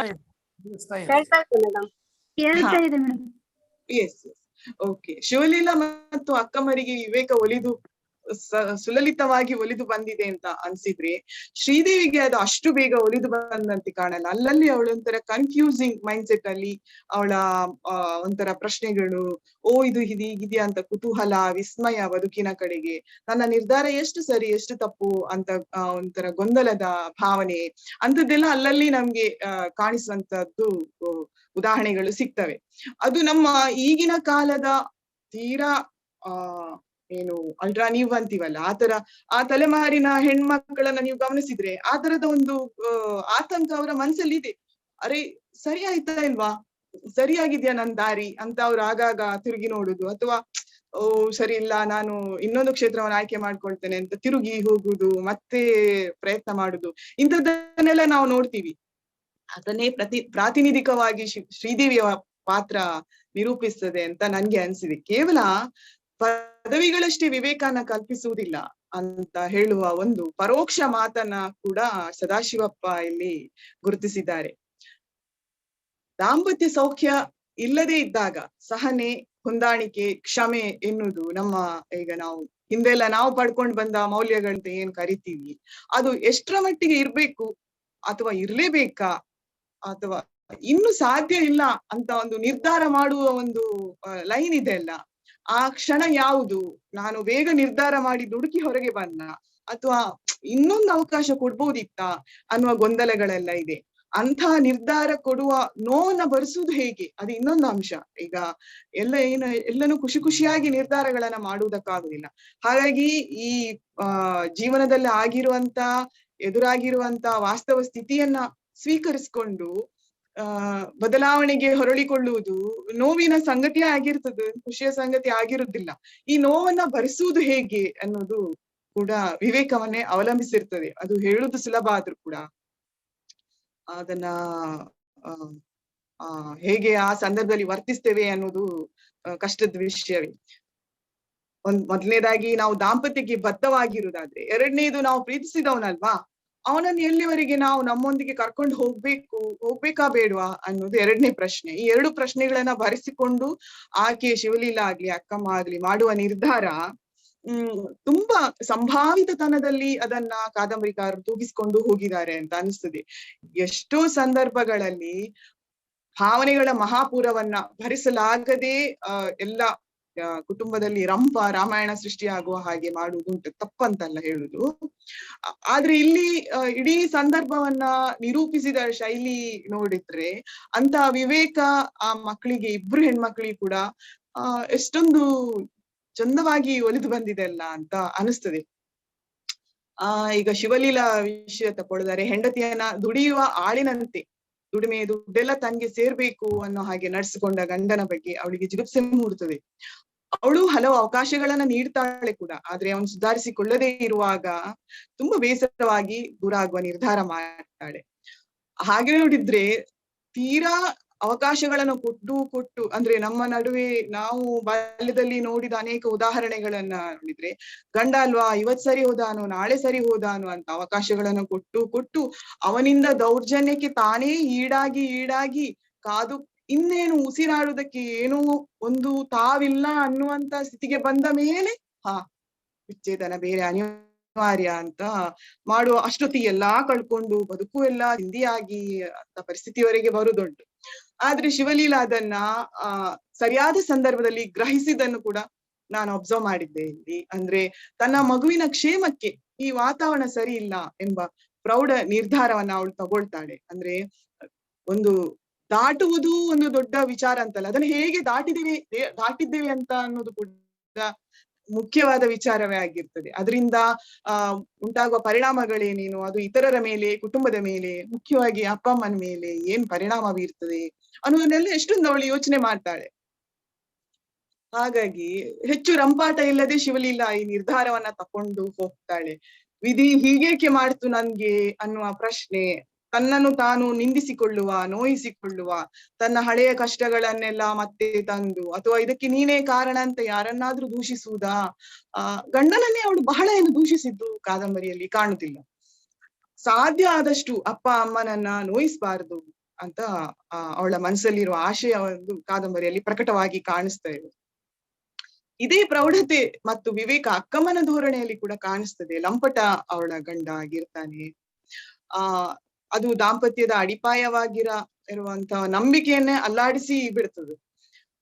ಇನ್ನು ದಾಂಪತ್ಯ ಕುಸಿದು ಬೀಳ್ತಾ ಇರುವಾಗ ಅವಳು ಅವಮಾನ ಅನುಭವಿಸುವುದು, ಅದನ್ನು ಕೂಡ ಅವಳು ಬಹಳ ಘನತೆಯಿಂದ ನಿಭಾಯಿಸಿಕೊಂಡು ದಾಟ್ಕೊಂಡು ಬರ್ತಾಳೆ. ಕೊನೆಗೆ ತನ್ನ ನಿರ್ಧಾರದ ನೋವನ್ನ ಯಾರೊಡನೆ ಅವಳು ಹಂಚಿಕೊಳ್ಳುವ ಗೊಡವೆಗೂ ಸಹ ಹೆಚ್ಚಾಗಿ ಹೋಗುದಿಲ್ಲ. ಏನೋ ಹೀಗಾಯ್ತು ಅಂತ ಏನಾದ್ರೂ ಮಾಹಿತಿ ರೂಪದಲ್ಲಿ ಹೇಳ್ತಾಳೆ ವಿನ ಅದನ್ನ ಅಲವತ್ತುಕೊಳ್ಳುವುದು, ಆತರ ಒಂಥರ ತಂದೆ ಜೀವನವನ್ನ ಭಾರ ಮಾಡಿಕೊಳ್ಳುವ ಹಾಗೆ ಆತರ ಅವಳು ಮಾಡುದಿಲ್ಲ.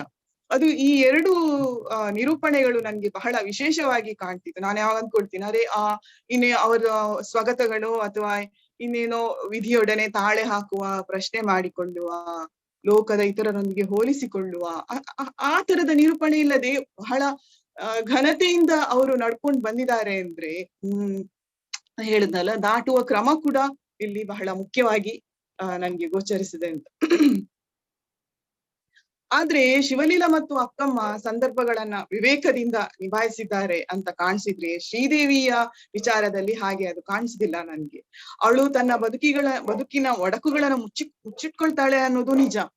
ಆದ್ರೆ ಅವಳು ತಕೊಂಡ ನಿರ್ಧಾರಗಳು ಮತ್ತೆ ಮತ್ತೆ ಅವಳಲ್ಲಿ ಕ್ಷೇಮ ಭಾವವನ್ನ ಒಂಥರ ಮೂಡ್ಸುದಿಲ್ಲ. ಆ ಗೊಂದಲ ಒಂದು ಇದ್ದೇ ಇದೆ. ಈ ಜಗತ್ತಲ್ಲಿ ಬದಲಾವಣೆ ಅಂತ ಹೇಳುವುದನ್ನ ಒಂದು ಸಾರ್ಥ ಅಥವಾ ಒಂದು ಮಹಾ ಮೆರವಣಿಗೆ ತರ ಅಂತ ನಾವು ಪರಿಭಾವಿಸಿದರೆ, ಈ ಸಾಲಲ್ಲಿ ಮುಂಭಾಗದಲ್ಲಿ ಇರುವವರು ಎದುರಿಸುವ ಸವಾಲುಗಳು ಬೇರೆ ಆಗಿರ್ತವೆ. ಹಿಂದಿನಿಂದ ಅನುಸರಿಸ್ಕೊಂಡು ದಾರಿಯನ್ನ ವಿಸ್ತರಿಸ್ಕೊಂಡು ಹೋಗುವವರಿಗೆ ಎದುರಾಗುವ ಸವಾಲುಗಳು ಬೇರೆ ಆಗಿರ್ತವೆ. ಅಂದ್ರೆ ನಮ್ಮ ಈ ಶತಮಾನದ ಆದಿಭಾಗದಲ್ಲಿ ಬೇಕಿದ್ರೆ ನಮ್ಮ ಅಜ್ಜಿ ಅಮ್ಮಂದ್ರು ಮನೆಯ ಹೊಸ್ತಿಲು ದಾಟುವುದೇ ಒಂದು ಕಷ್ಟ ಆಗಿತ್ತಲ್ವಾ. ಹಾಗೆ ದಾಟಿಕೊಂಡು ಬರುವುದನ್ನೇ ಅವರೆಲ್ಲ ಸಾಧ್ಯವಾಗಿಸ್ಕೊಂಡಿದ್ದು ಅವ್ರ ಸಾಧನೆ ಸರಿ. ನಂತರದ ತಲೆಮಾರಿನ ಹೆಣ್ಮಕ್ಳು ಹೊಸ್ತಿಲು ದಾಟಿದ ಬಳಿಕ ಎದುರಾಗುವ ಪ್ರಶ್ನೆಗಳನ್ನು, ಸವಾಲುಗಳನ್ನು ಉತ್ತರಿಸ್ತಾ ತಮ್ಮ ದಾರಿಯನ್ನು ವಿಸ್ತರಿಸಿಕೊಂಡು ಮುಂದೆ ಬಂದಿದ್ದಾರೆ. ಉದ್ಯೋಗಕ್ಕೂ ಹೋಗಿ ಮನೆಯನ್ನು ನಿಭಾಯಿಸ್ಕೊಂಡು ಆರ್ಥಿಕವಾಗಿ ಸಂಪಾದನೆ ಇದ್ರೂ ಕೂಡ ಅದನ್ನ ತನಗೆ ಬೇಕಾದ ಹಾಗೆ ಖರ್ಚು ಮಾಡುವ ಸ್ವಾತಂತ್ರ್ಯವಿಲ್ಲದೆ ನಮ್ಮ ಹಿಂದಿನ ತಲೆಮಾರಿನವರು ಹೋರಾಟದ ಜೀವನವನ್ನೇ ಮಾಡ್ತಾ ಬಂದಿದ್ದಾರೆ. ಆಮೇಲೆ ಅದ್ರ ಬಗ್ಗೆ ಜಾಸ್ತಿ ಮಾತು ಆಡಿದವರಲ್ಲ. ಹಾಗೆ ನೋಡಿದ್ರೆ ನಾವೇ ಈಗ ಸ್ವಲ್ಪ ಮಾತಾಡ್ತಾ ಇದ್ದೇವೆ, ಅದರ ಬಗ್ಗೆ ಏನಾದ್ರೂ ಹೇಳ್ಕೊಳ್ತಾ ಇದ್ದೇವೆ. ಬಟ್ ನಮ್ಮ ಹಿಂದಿನ ತಲೆಮಾರಿನವರು ಆತರ ನಾನ್ ಹೀಗೆ ಆಗ್ಬೇಕಿತ್ತು ಹೀಗ್ಬೇಕಿತ್ತು ಏನಿಲ್ಲ, ಅದೆಲ್ಲ ನಿಭಾಯಿಸ್ತಾನೆ ಕಡಿಮೆ ಮಾತಾಡ್ತಾ ಬಂದಿದ್ದಾರೆ ಅಂತ ನಾನು ಅನ್ಕೊಳ್ತೀನಿ. ಆದ್ರೆ ಅವರ ಆ ತರದ ಹೋರಾಟದ ಫಲವನ್ನ ನಾವು ಉಣ್ಣುತ್ತಾ ಇದ್ದೇವೆಯೋ ಏನೋ ಅನ್ನೋ ಹಾಗೆ ಇವತ್ತಿನ ಪರಿಸ್ಥಿತಿ ಇಂದು ತುಂಬಾ ಮುಂದುವರೆದಿದೆ. ಆರ್ಥಿಕ ಸ್ವಾತಂತ್ರ್ಯವನ್ನ ನಾವು ಪಡೆಯಬಹುದು, ಒಂದು ಅದಕ್ಕೆ ಕಷ್ಟ ಇರ್ಬೋದು, ಆದ್ರೆ ಅದು ಸಾಧ್ಯ ಅನ್ನುವಂತ ಒಂದು ಭರವಸೆಯನ್ನ ನಮ್ಮ ತಲೆಮಾರಿಗೆ, ನಮ್ಮ ಮುಂದಿನ ತಲೆಮಾರಿನವರಿಗೆ ದೊರೆಯುವ ಹಾಗೆ ನಮ್ಮ ಹಿರಿಯರು ಮಾಡಿದ್ದಾರೆ ಅಂತ ನಾನು ಆಗಾಗ ಅನ್ಕೊಳ್ಳುವುದುಂಟು. ಅದಕ್ಕೆ ತಕ್ಕ ಹಾಗೆ ಗೌರಿಯರು ಕಥೆಯ ನಡಿಗೆ ನನ್ಗೆ ಕಾಣಿಸಿದುಂಟು.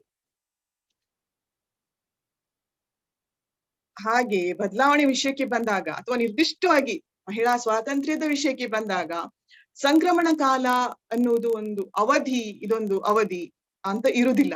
ಇಲ್ಲಿವರೆಗೆ ಹೀಗೆ, ಇಲ್ಲಿಂದ ಇದೊಂದು ಸಂಕ್ರಮಣ ಕಾಲ, ಇಲ್ಲಿಂದ ಎಲ್ಲಾ ಸುಖವಾಗಿಯೋ ಅಥವಾ ಇಲ್ಲಿಂದ ಎಲ್ಲಾ ಬದಲಾಗಿಯೋ ಆಗುವುದು ಅಂತ ಹೇಳಲಿಕ್ಕೆ ಆಗುದಿಲ್ಲ.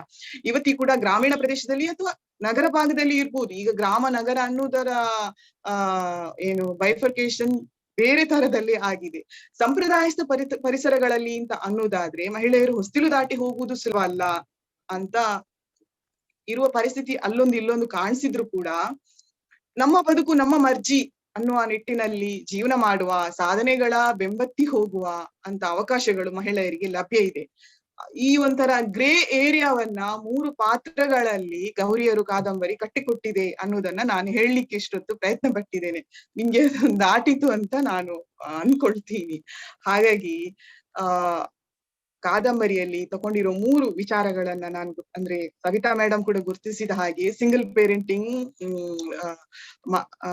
Single mother, live in relationship, ಇದು ಇವತ್ತು ನಾವು ಇವತ್ತಿಗೂ ಸ್ಪಷ್ಟವಾಗಿ ಮಾತನಾಡಲಾರೆವು ಅದರ ಬಗ್ಗೆ.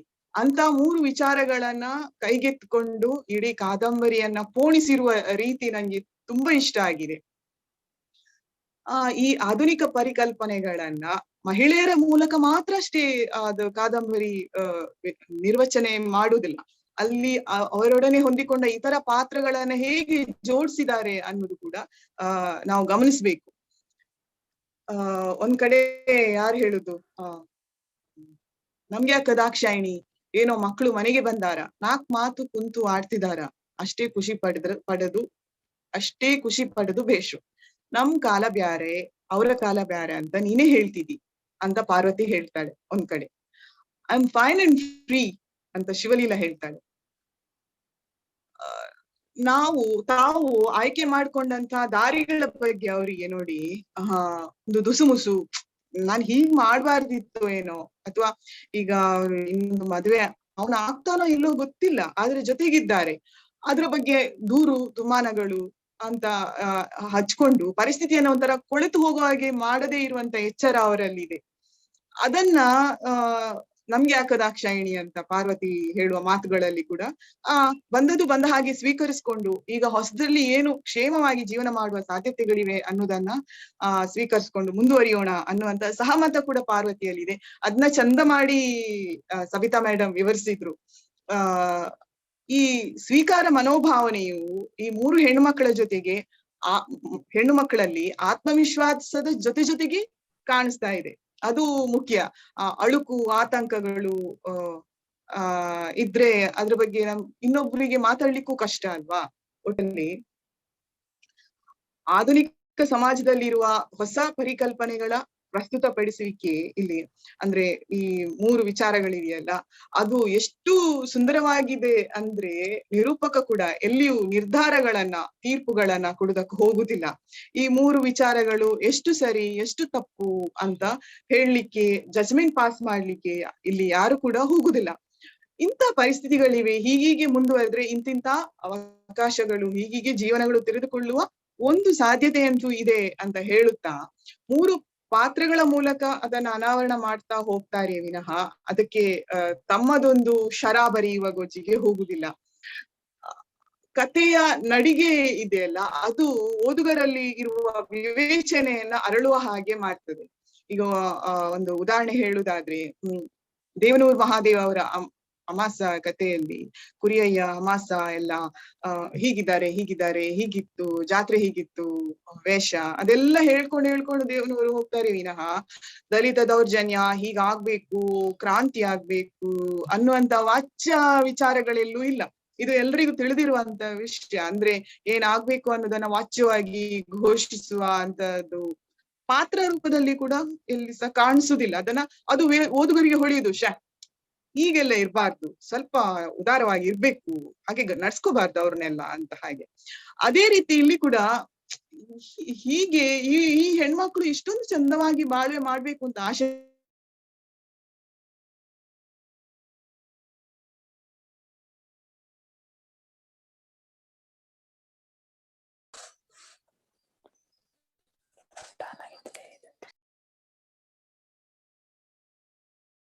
ಒಂದು ಯೋಚನೆಯನ್ನ ಮೂಡಿಸ್ತದೋ ಅದು ಆ ಕಾದಂಬರಿಯ ಯಶಸ್ಸಲ್ಲದೆ ಮತ್ತೇನು. ಒಂದು ಕೃತಿ ಬರೆಯುವುದಂದ್ರೆ ಓದುವವನಲ್ಲಿ ಒಮ್ಮೆ ಹೀಗೆ ಯೋಚನೆ ಹಾದು ಹೋಗುವ ಹಾಗೆ ಮಾಡಿದ್ರು ಸರಿ, ಅವನ್ ಮತ್ತೆ ಮುಂದಕ್ಕೆ ಅದನ್ನ ಕೈಗೆತ್ಕೊಂಡು ಮುಂದುವರ್ಸ್ಕೊಂಡು ಹೋಗ್ಬೋದು ಬಿಡ್ಬೋದು ಬೇರೆ ವಿಷಯ. ಆದ್ರೆ ಓದುವ ಸಂದರ್ಭದಲ್ಲಿ ಇಷ್ಟು ಚೆನ್ನಾಗಿ ಬಾಳ್ವೆ ಮಾಡ್ಬೇಕು ಅಂತ ಹೆಣ್ಮಕ್ಳು ಆಶ್ರಯವನ್ನ ಹೊತ್ಕೊಂಡಿರುವಾಗ ಮತ್ತು ಸಾಧ್ಯತೆಗಳು ಇಷ್ಟೆಲ್ಲ ಇವೆ ಅಂತ ಅವರು ಅನ್ವೇಷಿಸಿಕೊಂಡಿರುವಾಗ ಗಂಡಾದವನ ಒಂಚೂರು ಪರಿವರ್ತನೆ ಆಗ್ಬೇಕು ಅಥವಾ ತನ್ನನ್ನು ತಾನು ತಿದ್ಕೊಳ್ಬೇಕು, ಹೊಸ ಇದಕ್ಕೆ ತಕ್ಕಂತೆ ತನ್ನ ಶಿಕ್ಷಣದ ರೀತಿಯನ್ನ ಬದಲಾಯಿಸ್ಕೊಳ್ಬೇಕು ಅನ್ನೋದನ್ನ ಕೂಡ ಪರೋಕ್ಷವಾಗಿ ಕಾದಂಬರಿ ಹೇಳ್ತದೆ.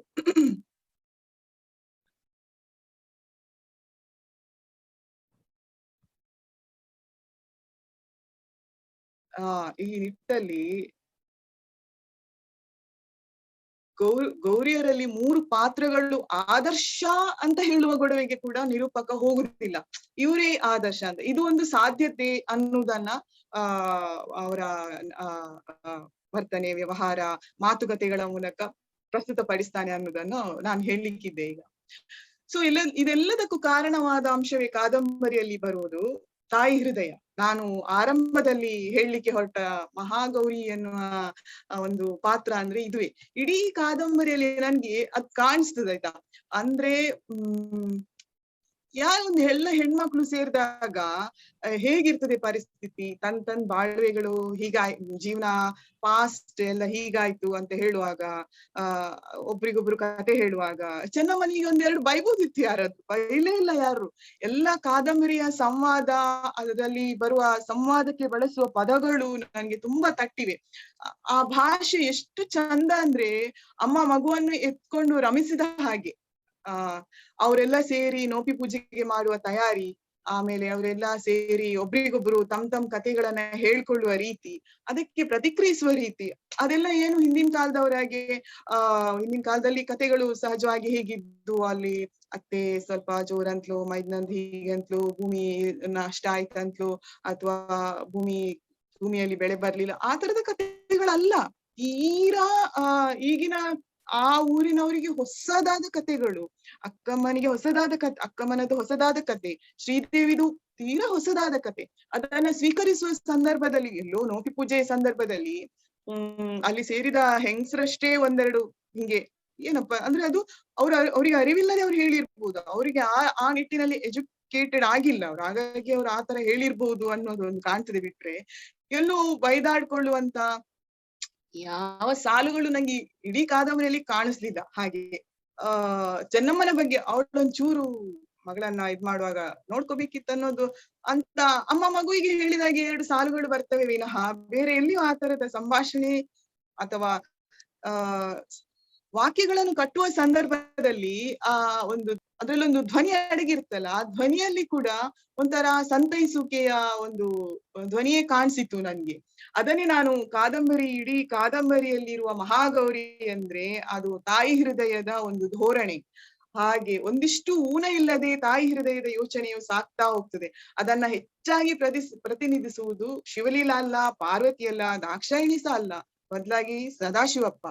ಅವನೊಬ್ಬ ಗಂಡ್ಸಾಗಿ, ಅಂದ್ರೆ ಪುರುಷ ವರ್ಗದ ಒಂದು ಸರ್ಕಾರಿ ಕೆಲ್ಸ ಇದೆ, ಸ್ವಲ್ಪ ಅಹಮೆಲ್ಲ ಇರ್ಬೋದಿತ್ತೇನೋ ಅಂತ ಏನು ಇಲ್ಲದೆ ಅಮ್ಮನ ಹಾಗೆ ಎಲ್ಲ ಪಾತ್ರಗಳನ್ನು ಕೂಡ ಹೇಗೆ ಅವನು ಸ್ವೀಕರಿಸ್ತಾನೆ ಅನ್ನೋದು ತಾಯಿ ಹೃದಯದ ಮೂಲ ಸ್ರೋತ ಅಂತ ಹೇಳಿದ್ರೆ ಸಹ ತಪ್ಪಾಗ್ಲಿಕ್ಕಿಲ್ಲ.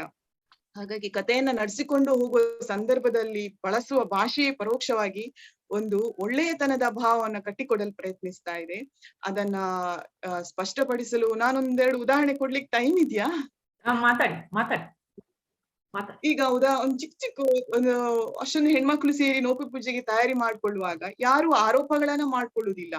ವೈಯಕ್ತಿಕ ಬದುಕಿನಲ್ಲಿ ಎಲ್ಲರೂ ಒಟ್ಟಾಗಿ ಚೆನ್ನಾಗಿ ಬಾಳ್ವೆ ಮಾಡ್ಬೇಕು ಅನ್ನುವ ಆಶಯದ ಮಾತುಗಳು ನೋಪಿ ಪೂಜೆ ಸಂದರ್ಭದಲ್ಲಿ ಕಾಣಿಸ್ತದೆ. ನನ್ಗೆ ಅನ್ಸುದು ಈ ನೋಪಿ ಪೂಜೆ ಅನ್ನುವುದು ಕೂಡ ಒಂದು ಒಟ್ಟಾಗಿ ಬಾಳ್ಬೇಕು, ನೀವು ನಿಮ್ಮ ವೈಯಕ್ತಿಕವಾದ ಆಯ್ಕೆಗಳು ಸಾಧ್ಯತೆಗಳು ಏನೇ ಇರ್ಲಿ, ಆದ್ರೆ ಒಟ್ಟಾಗಿ ಇರ್ಬೇಕು ಅನ್ನುವುದರ ಪ್ರತೀಕವಾಗಿ ನೋಪಿ ಪೂಜೆ ನೋಪಿ ಪೂಜೆಯನ್ನ ಅಲ್ಲಿ ತರಲಾಗಿದೆ ಅಂತ ನನ್ಗೆ ಒಮ್ಮೆ ಅನ್ಸಿತು. ಅದೇ ಒಂದು ರೂಪಕ ನನ್ಗೆ ಅವರು 7 ಸಿಸ್ಟರ್ಸ್ ಬಗ್ಗೆ ಹೇಳ್ತಾರಲ್ಲ, ಆಗ್ಲೂ ಕೂಡ ನಂಗೆ ಅದೇ ಅದು ರೂಪಕವಾಗಿದೆ ಅಂತ ನಂಗೆ ಕಾಣಿಸಿತು. ಅವಳು ಲೆಕ್ಕ ಮಾಡ್ಲಿಕ್ಕೆ ಹೇಳ್ತಾ ಅದು ಎಷ್ಟು ಉಂಟು ಅಂತ ಲೆಕ್ಕ ಮಾಡಿ ಅಂತ. ಆದ್ರೆ ಅದು ಲೆಕ್ಕಕ್ಕೆ ಸಿಗುದಿಲ್ಲ. ಬದುಕು ಕೂಡ ಹಾಗೆ ನಮ್ ಲೆಕ್ಕಾಚಾರಕ್ಕೆ ಅಥವಾ ತರ್ಕಕ್ಕೆ ಸಿಗುದಿಲ್ಲ. ನಾವು ಮಾತ್ರ ಅದನ್ನ ಒಂದು ತರ್ಕಕ್ಕೆ ಹಾಕೊಂಡು ಲೆಕ್ಕ ಹೀಗಾದ್ರೆ ಹೀಗೆ, ಇಷ್ಟಾದ್ರೆ ಇಷ್ಟು, ಇಷ್ಟಾದ್ರೆ ಹಾಗಾಗ್ಬೋದು ಅಂತ ತರ್ಕ ಮಾಡ್ತಾ ಇರ್ತೀವಿ. ನಾವು ತರ್ಕ ಯಾವಾಗ ಸರಿ ಆಗ್ತದೆ ಆವಾಗ ನಮ್ಮಲ್ಲಿ ಒಂದು ಸಣ್ಣ ಅಹಂ ಬೆಳೀತದೆ. ಸೊ ತರ್ಕಗಳೇನಿದ್ರು ನಮ್ಮ ಅಹಂಗೆ ವಿನಃ ಬದುಕು ಹಾಗಿರುದಿಲ್ಲ. ಅದು ಈ 7 ಸಿಸ್ಟರ್ಸ್ ಹೇಗಿರ್ತಾರೆ ಹಾಗೆ ತನಗೆ ಬೇಕಾದ ಹಾಗೆ ಗತಿಶೀಲವಾಗಿ ಇರ್ತದೆ. ಹಾಗೆ ಇದೆರಡು ವಿಷಯವನ್ನ ಇವತ್ತು ಗೌರಮ್ಮಂಗೆ ನೋಪಿ ಪೂಜೆ ಮುಗೀತದಲ್ಲ, ನಾಳೆ ನಮ್ಮೂರಿಗೆ ಹೋಗಮ್ಮ. ನೀನು ನಿನ್ನ ಕಾರ್ನಲ್ಲಿ ನನ್ನ ಕೂಡ್ಸ್ಕೊಂಡ್ ಬಾ. ಅಕ್ಕನ್ನ ಕರಿತೀನಿ, ಶಿವಲೀಲಾ ಶ್ರೀದೇವಿನ ಕರಿತೀನಿ. ಬಂದ್ರ ಎಲ್ಲರನ್ನ ಕರ್ಕೊಂಡು ಊರಿಗೆ ಹೋದ್ರ ನಿನ್ನ ಚಿಕ್ಕಪ್ಪ ಎಲ್ಲರನ್ನ ನೋಡಿ ಹಿಗ್ಗಿ ಬಿಡ್ತಾನ. ನಿನ್ನ ಕಾರನ್ನ ನೀ ಕಾರ್ ಓಡಿಸುದನ್ನ ನೋಡಿ ಖುಷಿ ಆಗ್ತಾನಂದ್ರೆ ಹೇಳಲಾಸಲ್ಲ.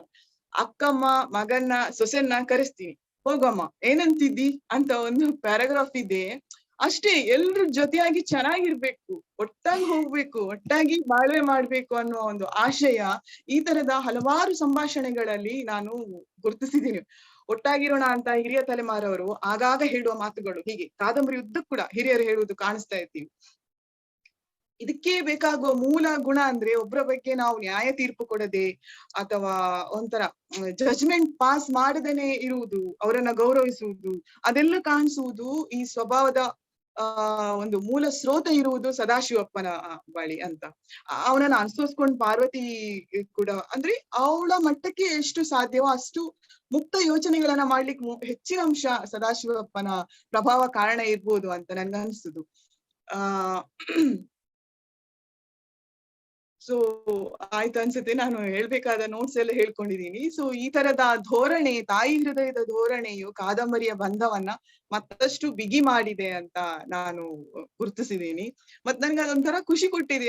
ಒಂದು ಒಳ್ಳೆಯ ಆಶಯ, ವೈಯಕ್ತಿಕ ವಿಚಾರಗಳು ಏನೇ ಇದ್ರು ಒಳ್ಳೆಯ ಆಶಯವನ್ನ ಕಾಪಿಟ್ಟುಕೊಳ್ಳುವುದು ಹೇಗೆ ಅನ್ನೋದನ್ನ ಪರೋಕ್ಷವಾಗಿ ಅಂದ್ರೆ ಸಟಲ್ ಆಗಿ ಅಂತಾರಲ್ಲ ಆ ತರ ಕಾದಂಬರಿ ಕಟ್ಕೊಡ್ಲಿಕ್ಕೆ ಪ್ರಯತ್ನ ಮಾಡಿದೆ ಅಂತ. ಹಾಗಾಗಿ ಕಾದಂಬರಿಯನ್ನ ಓದಿ ಭಿನ್ನ ಆಗಿದೆಯಲ್ಲ ಅಂತ ನಾನೊಂದು ಸುಮ್ಮನಿದ್ ಬಿಡ್ಬೋದಾಗಿತ್ತೋ ಏನೋ, ಬೇರೆ ತರ ಇದೆಲ್ಲ ಅಂತ ಹೇಳಿ. ಆದ್ರೆ ಈ ಉಪನ್ಯಾಸದ ಅವಕಾಶ ದೊರೆತದ್ರಿಂದ ನನ್ಗೆ ಈ ಓದುವಿಕೆಯ ಖುಷಿಯನ್ನ ಮತ್ತಷ್ಟು ಎಂಜಾಯ್ ಮಾಡ್ಲಿಕ್ಕೆ ಅಂದ್ರೆ ಆನಂದಿಸುವುದಕ್ಕೆ ಸಾಧ್ಯ ಆಯ್ತು. ಅದಕ್ಕೋಸ್ಕರ ನನ್ನನ್ನ ಇಲ್ಲಿ ಮಾತಾಡ್ಲಿಕ್ಕೆ ಅವಕಾಶ ಮಾಡಿಕೊಟ್ಟ ಶೈಲಜಾ ಮೇಡಮ್ ಅವರಿಗೆ ನಾನು ವಂದನೆಗಳನ್ನ ಹೇಳ್ತೀನಿ. ಆಮೇಲೆ ಸಾಮಾನ್ಯವಾಗಿ ಮಹಿಳಾ ಕ್ಷೇತ್ರ ಇದ್ರ ಬಗ್ಗೆ ಎಲ್ಲ ಏನಾದ್ರು ಮಾತಾಡುದಿದ್ರೆ ನಾನು ಯಾವಾಗ ಒಂದು ಉದಾಹರಣೆ ಹೇಳುದುಂಟು. ಇಲ್ಲಿ ನಮ್ಮ ಮಂಗಳೂರಲ್ಲಿ ಮೊರಲ್ ಪೊಲೀಸಿಂಗ್ ಅಟ್ಯಾಕ್ ಆದಾಗ ಎಲ್ಲ ಪತ್ರಕರ್ತರಿಗೆ ನೀವು ಪ್ರತಿಕ್ರಿಯೆಗಳನ್ನ ತಕೊಳ್ಳಿ ಅಂತ ಹೇಳ್ತಾರೆ. ತಕ್ಷಣ ಯಾರಿಗೆ ತಗೊಳ್ರಿ, ಯಾರು ಗಣ್ಯ ಮಹಿಳೆಯರಿದ್ದಾರೆ, ಮಹಿಳಾ ಸಂಘಟನೆಯವರು, ಇಲ್ಲಿ ವೈದೇಹಿ ಸಾರಾ ಮೇಡಮ್ ಆತರ ಅವ್ರವ್ರ ಹತ್ರ ಎಲ್ಲ ಕೇಳಿ ಅಂತ ಬಿಟ್ಟು ವೈದೇಹಿ ಮೇಡಮ್ಗೆ ಫೋನ್ ಮಾಡಿದಾಗ ವೈದೇಹಿ ಮೇಡಮ್ ಹೇಳಿದ್ರು, ನೀವು ಒಬ್ರ ಮೇಲೆ ಅಟ್ಯಾಕ್ ಮಾಡಿದ್ರೆ ಯಾರು ಹೊಡ್ಸ್ಕೊಂಡಿದಾರೋ ಅವ್ರ ಪ್ರತಿಕ್ರಿಯೆ ಕೊಡ್ಬೇಕಾ, ಅಟ್ಯಾಕ್ ಮಾಡಿರೋರಿಗೆ ಬುದ್ಧಿ ಹೇಳ್ಬೇಕಾಗಿರುವ ಸಹಜೀವಿಗಳು ಅಂದ್ರೆ ಬೇರೆ ಗಂಡಸರು ಪ್ರತಿಕ್ರಿಯೆ ಕೊಡ್ಬೇಕು, ಯಾಕೆ ನನ್ಗೆ ಫೋನ್ ಮಾಡ್ತಾ ಇದ್ದಿ ಅಂತ.